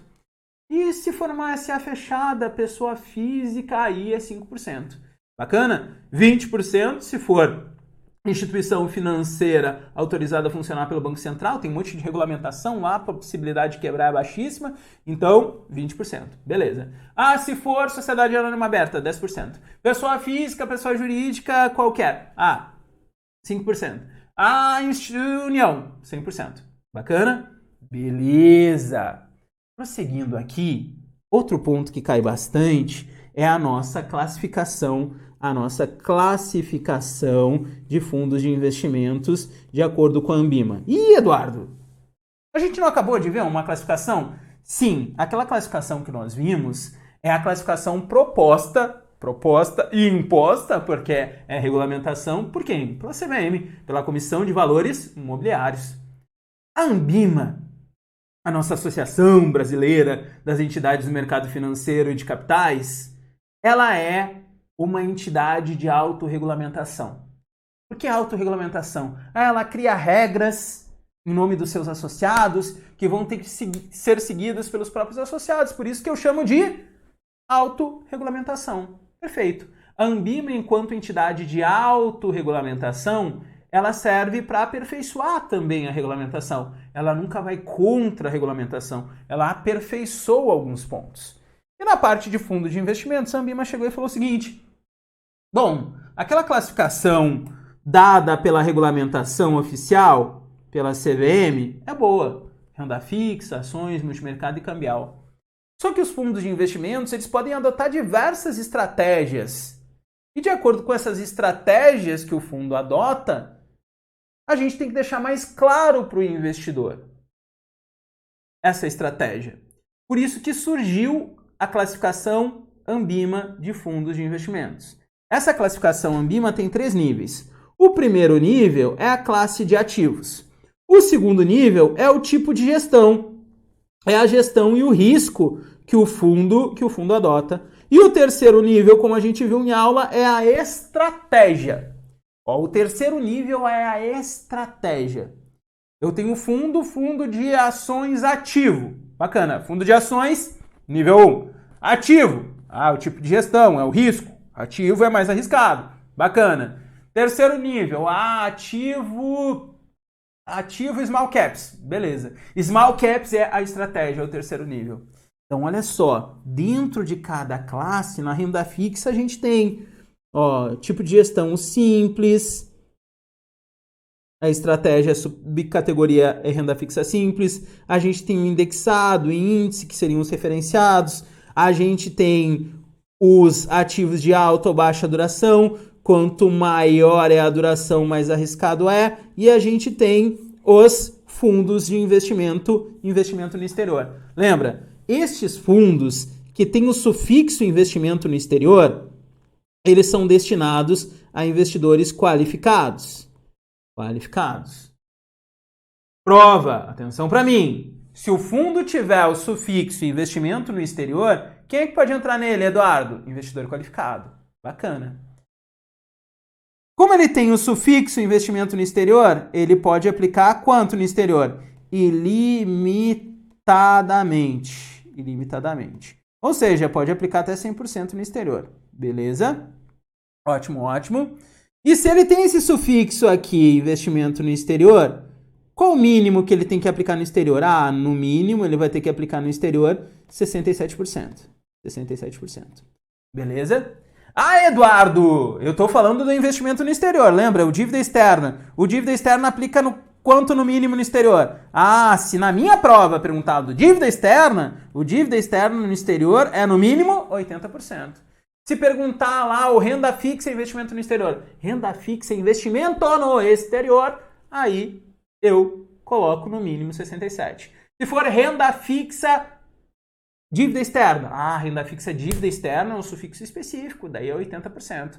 Perfeito? É esse pontinho aqui, a classificação Anbima. Primeiro nível, classe CVM. Segundo nível é a gestão, tipo de risco. E terceiro nível é a estratégia especificamente. Nos fundos de ações a gente tem os indexados, que segue um determinado índice, que são os fundos passivos, Ibovespa, IBRX. Os fundos ativos, e aqui atenção, principalmente para essa estratégia aqui, dividendos. A estratégia dividendos vai privilegiar aquelas ações que pagam mais dividendos, que tem um alto dividendo yield. Eu tenho outro, que é a Small Caps. Small Caps vai investir em ações de baixa capitalização. Perfeito? E aqui a gente vai demorar um pouquinho mais, porque aqui a gente tem um multimercado. O multimercado, ele é um fundo que, como a gente destacou diversas vezes na aula e na nossa revisão, ele pode aplicar em vários mercados ao mesmo tempo. Então, esse fundo multimercado, ele pode ter várias estratégias diferentes. E essas estratégias, elas podem aparecer lá na tua prova. Olha só, eu posso ter o fundo multimercado alocação, pode ser o balanceado, dinâmico, ou fundo multimercado estratégia, que daí ele tem uma estratégia e ele pode ser um fundo ativo. Estratégias que mais nos importam: a macro, a trading, a long e short, juros e moedas. Características de cada uma delas para a gente ficar ligado para a prova. Olha só. Fundo multimercado macro. Um fundo multimercado macro, aí é inerrável na prova, né, pessoal? Um fundo multimercado macro, ele vai montar a sua estratégia, as suas posições, de acordo com os eventos macroeconômicos projetados. Exemplo, eu posso fazer uma alocação macro de acordo com a minha expectativa de atuação do Fed nos próximos trimestres. Eu acho que o Fed vai aumentar muito a taxa de juros, então eu vou lá e aloco a minha carteira de acordo com esta movimentação macroeconômica projetada para os próximos trimestres. A estratégia trading, o próprio nome já diz, trading. A estratégia trading é aquela estratégia onde eu vou fazer diversas negociações, aproveitando a volatilidade de curto prazo. Olha só a diferença. Na estratégia macro, eu vou lá, junto meus economistas, faço uma projeção. A projeção é essa: o Fed vai adotar uma postura mais dura para os próximos trimestres. Então vamos montar uma posição apostando nestas movimentações macroeconômicas. Daí eu aloco e fico lá monitorando. Já na estratégia trading, não. Eu estou sempre cuidando do mercado. A cada movimentação do mercado, eu faço alocações na minha carteira para ganhar com aquelas movimentações de curto prazo do mercado. Perfeito? Eu tenho também a estratégia que é muito famosa, que é a long short, tanto a neutro quanto a direcional. A long short, como o próprio também nome sugere, eu fico long numa posição, ou seja, fico comprado esperando que o preço de um ativo suba e fico vendido em outro ativo esperando que o preço desse ativo caia. Perfeito? Simplesmente é isso. No geral, eu posso ter os dois subindo, mas o que eu tô long sobe um pouco mais do que o short subiu. O long e short é fazer essa posição. Long em uma, ou seja, comprado numa posição, e short vendido em outra posição. E, finalmente, a posição juros e moedas, que eu vou trazer para cá. Lembra que nessa posição juros e moedas, como o próprio nome já diz, o fundo vai ser composto por ativos indexados, atrelados à variação da taxa de juros e ativos indexados à variação da moeda estrangeira. No fundo, juros e moedas não pode haver ações. Por que, Eduardo? Porque senão o nome dele seria juros, moedas e ações. Não. No fundo, juros e moedas eu não posso aplicar em ações. Essas estratégias dos fundos multimercados costumam cair na prova, então a gente tem que ficar atento a elas. Principalmente essas que eu citei: macro, trading, long short e juros e moedas. Elas estão dentro da classificação Ambima de fundos de investimentos. Lembrando que essa classificação da Ambima serve para refinar a classificação da CVM. A CVM chegou e falou: não, renda fixa, cambial, multimercado e ações. A Ambima falou: não, muito bem, ótimo CVM, regulamentação muito boa. Só que os fundos de investimentos, eles podem adotar e adotam no mundo real diversas estratégias dentro de uma mesma classe renda fixa ou de uma mesma classe multimercado, como nós estamos vendo efetivamente aqui. Pode haver diversas estratégias diferentes. Então, por isso que a classificação proposta pela Ambima vai ter 3 níveis. O nível 1, que é a classe do ativo. Nível 2, que é o tipo de gestão e, consequentemente, o risco que o ativo assume. E o nível 3, que é a estratégia especificamente adotada pelo fundo. Perfeito? E, por fim, a gente tem quem? Cambial. Cambial, é aquele chatinho. Tem como estratégia categoria cambial e a subcategoria também cambial. E Eduardo, perfeito, acabou. Não acabou não. Nós vimos como o fundo funciona, o que é um fundo, como um fundo funciona, aberto, fechado, ativo, passivo, benchmark, prestadores de serviços, vimos também as classes dos fundos, as taxinhas, taxa de administração, taxa de performance. Faltou quem? Tá, Eduardo, faltou resgatar, eu posso resgatar. Se o fundo é ativo, eu posso resgatar. Mas faltou imposto de renda, é claro que faltou imposto de renda. Fundo de investimento paga imposto de renda? Paga imposto de renda. Fundo de investimento para fins de classificação tributária. E agora eu vou falar da classificação tributária dos fundos de investimentos. Tributariamente, os fundos de investimento são classificados como? São classificados como curto prazo ou longo prazo. Prova importante, umas 2, 3 questõezinhas, respira e pensa comigo. Tributariamente, os fundos são classificados como curto prazo ou longo prazo. Qual o critério, Eduardo, para classificar um fundo como curto ou longo prazo? O critério é o prazo médio da carteira. Se o fundo tem um prazo médio da carteira menor ou igual a 365 dias, a gente sabe que é de curto prazo. Se tem o prazo médio da carteira superior a 365 dias, é longo prazo. Então lembra, o critério para classificar em curto ou longo prazo para fins tributários é 1 ano. Igual ou menor a 365, curto, maior do que 365 dias, longo prazo. Perfeito? Mas o que muda isso, Eduardo? Muda as alíquotas de imposto de renda. Se eu investir num fundo de curto prazo, eu só vou ter 2 faixas de alíquota. Se eu investir num fundo de curto prazo, tributariamente era fundo de investimento multimercado curto prazo, ou fundo de investimento cambial curto prazo, fundo de investimento renda fixa curto prazo. Bacana. Investir nesse ativo. E esse ativo, esse fundo de investimento, vai me dar só 2 faixas de alíquota. Se eu permanecer de 1 a 180 dias, eu vou pagar 22,5. Se eu ficar mais do que 180 dias, eu vou pagar quanto? 20. Se eu ficar 500 dias num fundo de curto prazo, eu pago 20. Se eu ficar 1.000 dias num fundo de curto prazo, 20. 2.000 dias, 5.000 dias, 10.000 dias, eu pago 20. Bacana? E lembra, a alíquota que eu vou pagar vai depender do quê? A alíquota que eu pago depende do meu prazo de permanência. Prova. Lembra das aulinhas e lembra dessa revisão. O prazo médio da carteira, que nada mais é do que a média ponderada lá do prazo de cada um dos títulos, ponderado pela participação de cada um dos títulos, serve para eu classificar o fundo em curto prazo ou longo prazo. Beleza. Prazo médio serve para eu classificar o fundo em curto prazo ou longo prazo. Agora, a alíquota vai depender do quê? A alíquota vai depender de quanto tempo eu permaneço no fundo efetivamente. Eduardo, tu pode permanecer 10.000 dias num fundo de curto prazo? Posso. Por quê?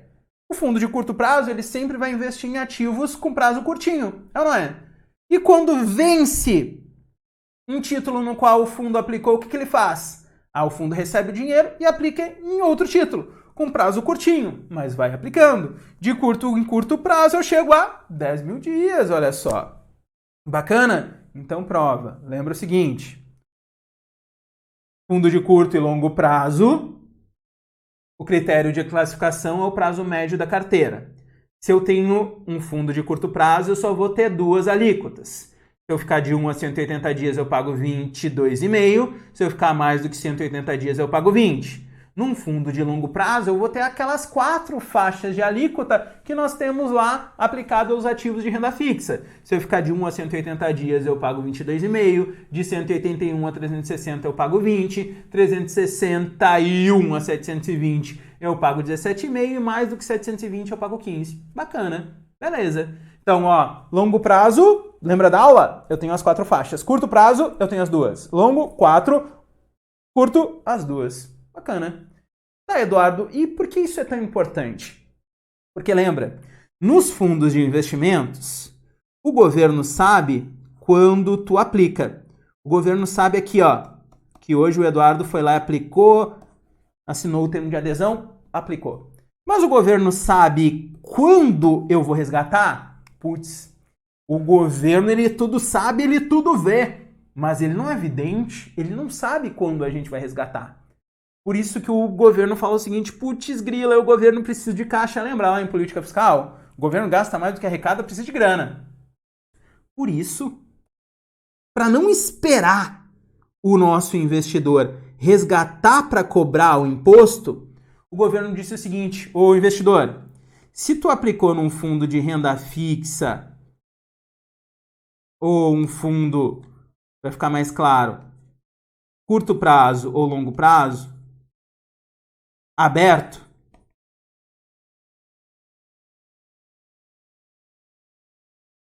nos meses de maio e novembro, eu vou te cobrar antecipadamente o imposto de renda. E, Eduardo, como assim? Lembra? Esta cobrança antecipada do imposto de renda serve para o governo satisfazer as necessidades dele. De caixa, precisa de grana, precisa de caixa. Bacana. Mas só vai haver essa cobrança antecipada em fundos classificados como curto ou longo prazo, desde que eles sejam abertos. Em fundos fechados não há come-cotas. Não cai nessa pegadinha. Não há come-cotas em fundo fechado. E a gente vai ver, vai ser o último tópico que a gente vai ver aqui, que também não há come-cotas onde? Não há come-cotas em fundo de ações. Fundo de ações tem como eu classificar em curto ou longo prazo? Não. Por isso que em fundo de ações também não vai ter o famoso come-cotas. Perfeito? Come-cotas só tem em fundos de curto ou longo prazo, desde que eles sejam abertos. Ótimo. E o que é essa antecipação, Eduardo? Essa antecipação é a cobrança do imposto lá nos meses de maio e novembro. No último dia útil do mês de maio e de novembro, o governo vai lá e nos dá aquela mordida marota, aquela mordidinha.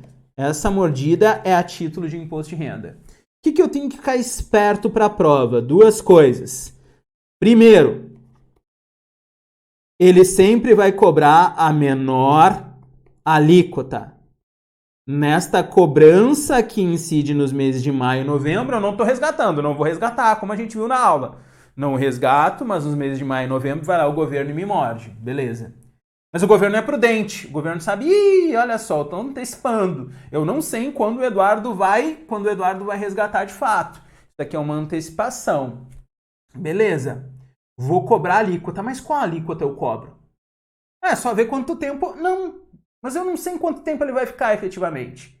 Então por uma questão de prudência, o governo sempre cobra a menor alíquota. Tá, Eduardo, qual é a menor alíquota? Lembra? Eu tenho o longo prazo, que tem as 4 faixas, e o curto, que tem as 2. Se for um fundo de longo prazo, a menor alíquota tem as 4 faixas, a menor é 15. Se for um fundo de curto prazo, só tem as 2 primeiras, então a menor é 20. Cuidado com isso na prova. Se o fundo for de curto prazo, a alíquota do come-cotas é de 20. Se o fundo for de longo prazo, a alíquota do come-cotas é de 15. Beleza, ótimo! Outro ponto importantíssimo. Qual o impacto disso? Qual o impacto desta cobrança semestral do imposto de renda lá nos meses de maio e de novembro? O impacto é a redução no número de cotas.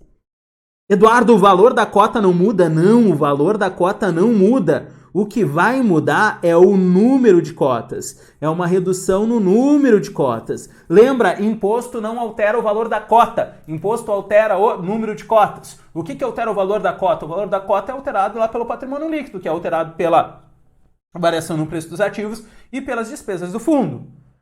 Eduardo, por isso que esta cobrança antecipada do imposto de renda ficou conhecida no mercado como come-cotas. Exatamente por isso. O fato desta cobrança antecipada do imposto de renda gerar uma diminuição no valor das cotas ou no número de cotas? No número de cotas. O fato dessa cobrança antecipada do imposto de renda gerar uma redução no número de cotas fez com que esta cobrança passasse a ser passasse a ser conhecida no mercado carinhosamente com o nome de come cotas. É só lembrar, ó, é come cotas. Putz, se eu como cotas, o número de cotas diminui, mas o valor da cota permanece igual. O valor da cota permanece constante. Olha só, o valor da cota permanece constante, o que há é uma redução no número de cotas. Perfeito? E é sempre cobrada a menor alíquota da classe. Esta nossa tabelinha é muito importante. No curto prazo, assim como no longo prazo, em fundos abertos vai incidir o come cotas, vai incidir essa cobrança semestral. Qual a alíquota, Eduardo? É sempre, como nós vimos, a menor alíquota. Se é o curto prazo, a menor alíquota é 20, e se é longo prazo, a menor alíquota é 15. Por isso, lá na prova, usa os dedinhos. Longo prazo, 4 faixas, 15%. Curto prazo, 2 faixas, 20% é menor. Qual o impacto? Tanto no curto prazo quanto no longo prazo, o impacto vai ser a redução no número de cotas. Eu vou lá olhar o meu extrato, lembra, né? O investidor ele recebe todo dia. Todo dia ele tem acesso ao valor da cota, ele tem acesso ao patrimônio líquido. Quem é que divulga isso? Administrador. A divulgação das informações no fundo de investimento é feita pelo administrador. Então, todo dia ele vai lá e divulga o valor da cota e o patrimônio líquido. Beleza. E mensalmente ele administrador, envia o quê? Envia. E isso, envia o extrato de investimento. Tem que ser carta? Não, hoje as comunicações podem ser feitas lá pela rede mundial de computadores, conhecida como internet, por e-mail, desde que isso seja previsto lá no regulamento, tudo bonitinho. Bacana, o administrador manda, facilita a vida de todo mundo. Aí você está vendo lá, recebeu o teu extrato de maio e vê, putz, eu tinha 10 cotas e agora eu tô com 9,5 cotas. Alguém me roubou? Daí tu vai lá no banco, putz, é um fundo de renda fixa a longo prazo, aberto, eu não resgatei nada e tenho menos cotas. O que é isso? Isso, minha senhora, e é isso que vocês vão explicar lá para os clientes, é o governo. O governo cobrou o imposto de renda e esta cobrança antecipada do imposto de renda que o governo faz nos meses de maio e de novembro vai ser o quê? Vai ser sobre o número de cotas. Veja, o valor da cota permaneceu a mesma. O governo cobrou através do número de cotas. E quem é que retém esse imposto de renda e depois repassa para o governo? Quem faz essa retenção e posterior repasse para o governo é o próprio administrador. Lembra? O administrador, ele é o responsável legal pelo fundo. O administrador, ele constitui o fundo, o administrador, ele divulga as informações do fundo e o administrador, ele também vai recolher o imposto de renda na fonte. Não confunde isso daqui com ETF. O ETF, o que é? O ETF é um fundo de investimento como outro qualquer, só que o ETF, ele tem uma peculiaridade. Nos ETFs, eu negocio as cotas onde? Lá na bolsa. ETF é um tipo específico de fundo de investimento que tem as cotas negociadas na bolsa. Daí, quando eu negocio na bolsa, eu negocio um ETF como ações. E ações negociadas na bolsa, eu tenho que fazer DARF. Tudo que eu negocio na bolsa, eu tenho que fazer DARF, eu recolho imposto de renda. Se eu estou num fundo de investimento normal, aplicando, resgatando, o imposto de renda já fica retido na fonte, não precisa me preocupar. Bacana? Beleza? Ótimo. E claro, quem é que faltou? Tem aqueles outros fundinhos específicos. São os nossos fundos de investimento em ações. Fundo de investimento em ações. Primeiro, quando eu invisto em ações, eu tenho prazo? Não. Uma ação tem prazo indeterminado. Quando eu invisto em ações, a ação vai existir enquanto existir a empresa. Como a empresa tem prazo de duração indeterminado, a ação vai ter prazo de duração indeterminado. Então não tem como classificar um fundo de ações em curto prazo ou longo prazo. Perfeito? Por isso, nos fundos de ações, eu não vou ter o come cotas. E no fundo de ações também não tem muito como ter come cotas porque tem muita volatilidade. Putz, eu posso ter lá um primeiro semestre muito bom e no outro semestre a bolsa desmanchar. Não faz muito sentido. Então, por isso, fundo de ações, olha só, no fundo de ações eu não tenho no fundo de ações não há come-cotas. Não há come-cotas no fundo de ações. No fundo de ações, eu só vou pagar imposto de renda no resgate e a alíquota vai ser sempre de 15%. E claro, quando eu falo de ações, não tem OF. Comprei ações diretamente lá na B3, tem OF? Não tem OF. Comprei um fundo de ações, apliquei no fundo de ações, tem OF? Não tem OF. Em ações não há IOF, não há imposto sobre operações, não há imposto sobre operações financeiras. Perfeito? Aqui a gente acaba tributação, aqui a gente acaba fundos de investimento. Lembra?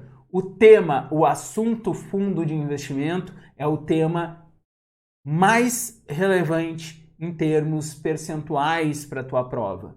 Então, é muito importante a gente ler as questões com calma, leu a questão com calma, respira, vê o que a questão quer.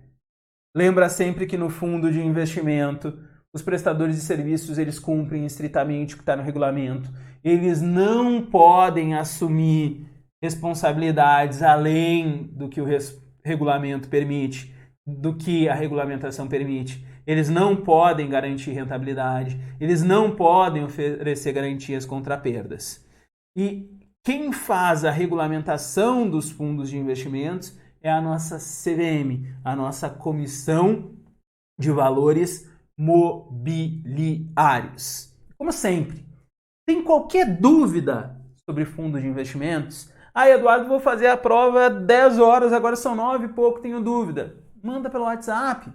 WhatsApp, sempre o WhatsApp aqui. WhatsApp é o 51981406993. Beleza? E segue lá no nosso Instagram, @professor Eduardo Pereira. Eduardo Pereira. Essa foi a nossa revisão sobre fundo de investimentos.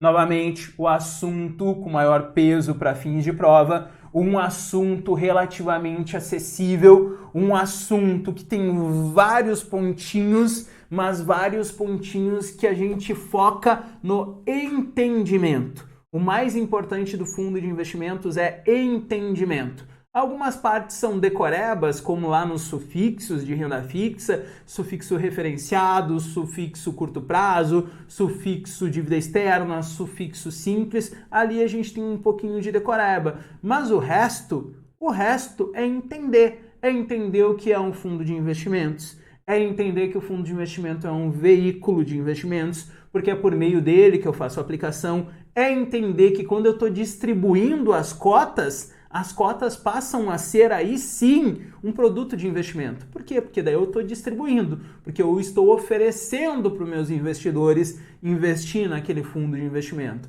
Aí aplica-se lá o código de distribuição de produtos de investimentos. Entender que os prestadores de serviços, eles cumprem estritamente e especificamente aquilo que está no regulamento. Perfeito? Boa sorte na prova. Lembra, na prova, você vai ouvir a minha voz aí na tua orelha, vai dar tudo certo. Fez a prova? Entra em contato dizendo, Eduardo, sabe aquela questãozinha que tu disse que ia cair? Então, caiu. Sabe aquela questãozinha que tu disse que ia cair assim? Caiu de outro jeito. Por que é importante a gente entender como caem as questõezinhas na prova? Só como caem as questõezinhas na prova. Eu não quero questão de prova. Questãozinha na prova, está sendo cobrado fundo de investimento aberto. Beleza. Daí a gente vai focar mais em fundo de investimento aberto. Perfeito? O objetivo é sempre construir um curso mais pragmático possível para te levar até a aprovação. Perfeito? Dúvidas, lamentações, antes da prova é entrar em contato. Durante a prova, lembra, consulta só os búzios e depois da prova é comemorar, depois da prova é mandar aquele recadinho. Abraço, boa prova, uma aprovação.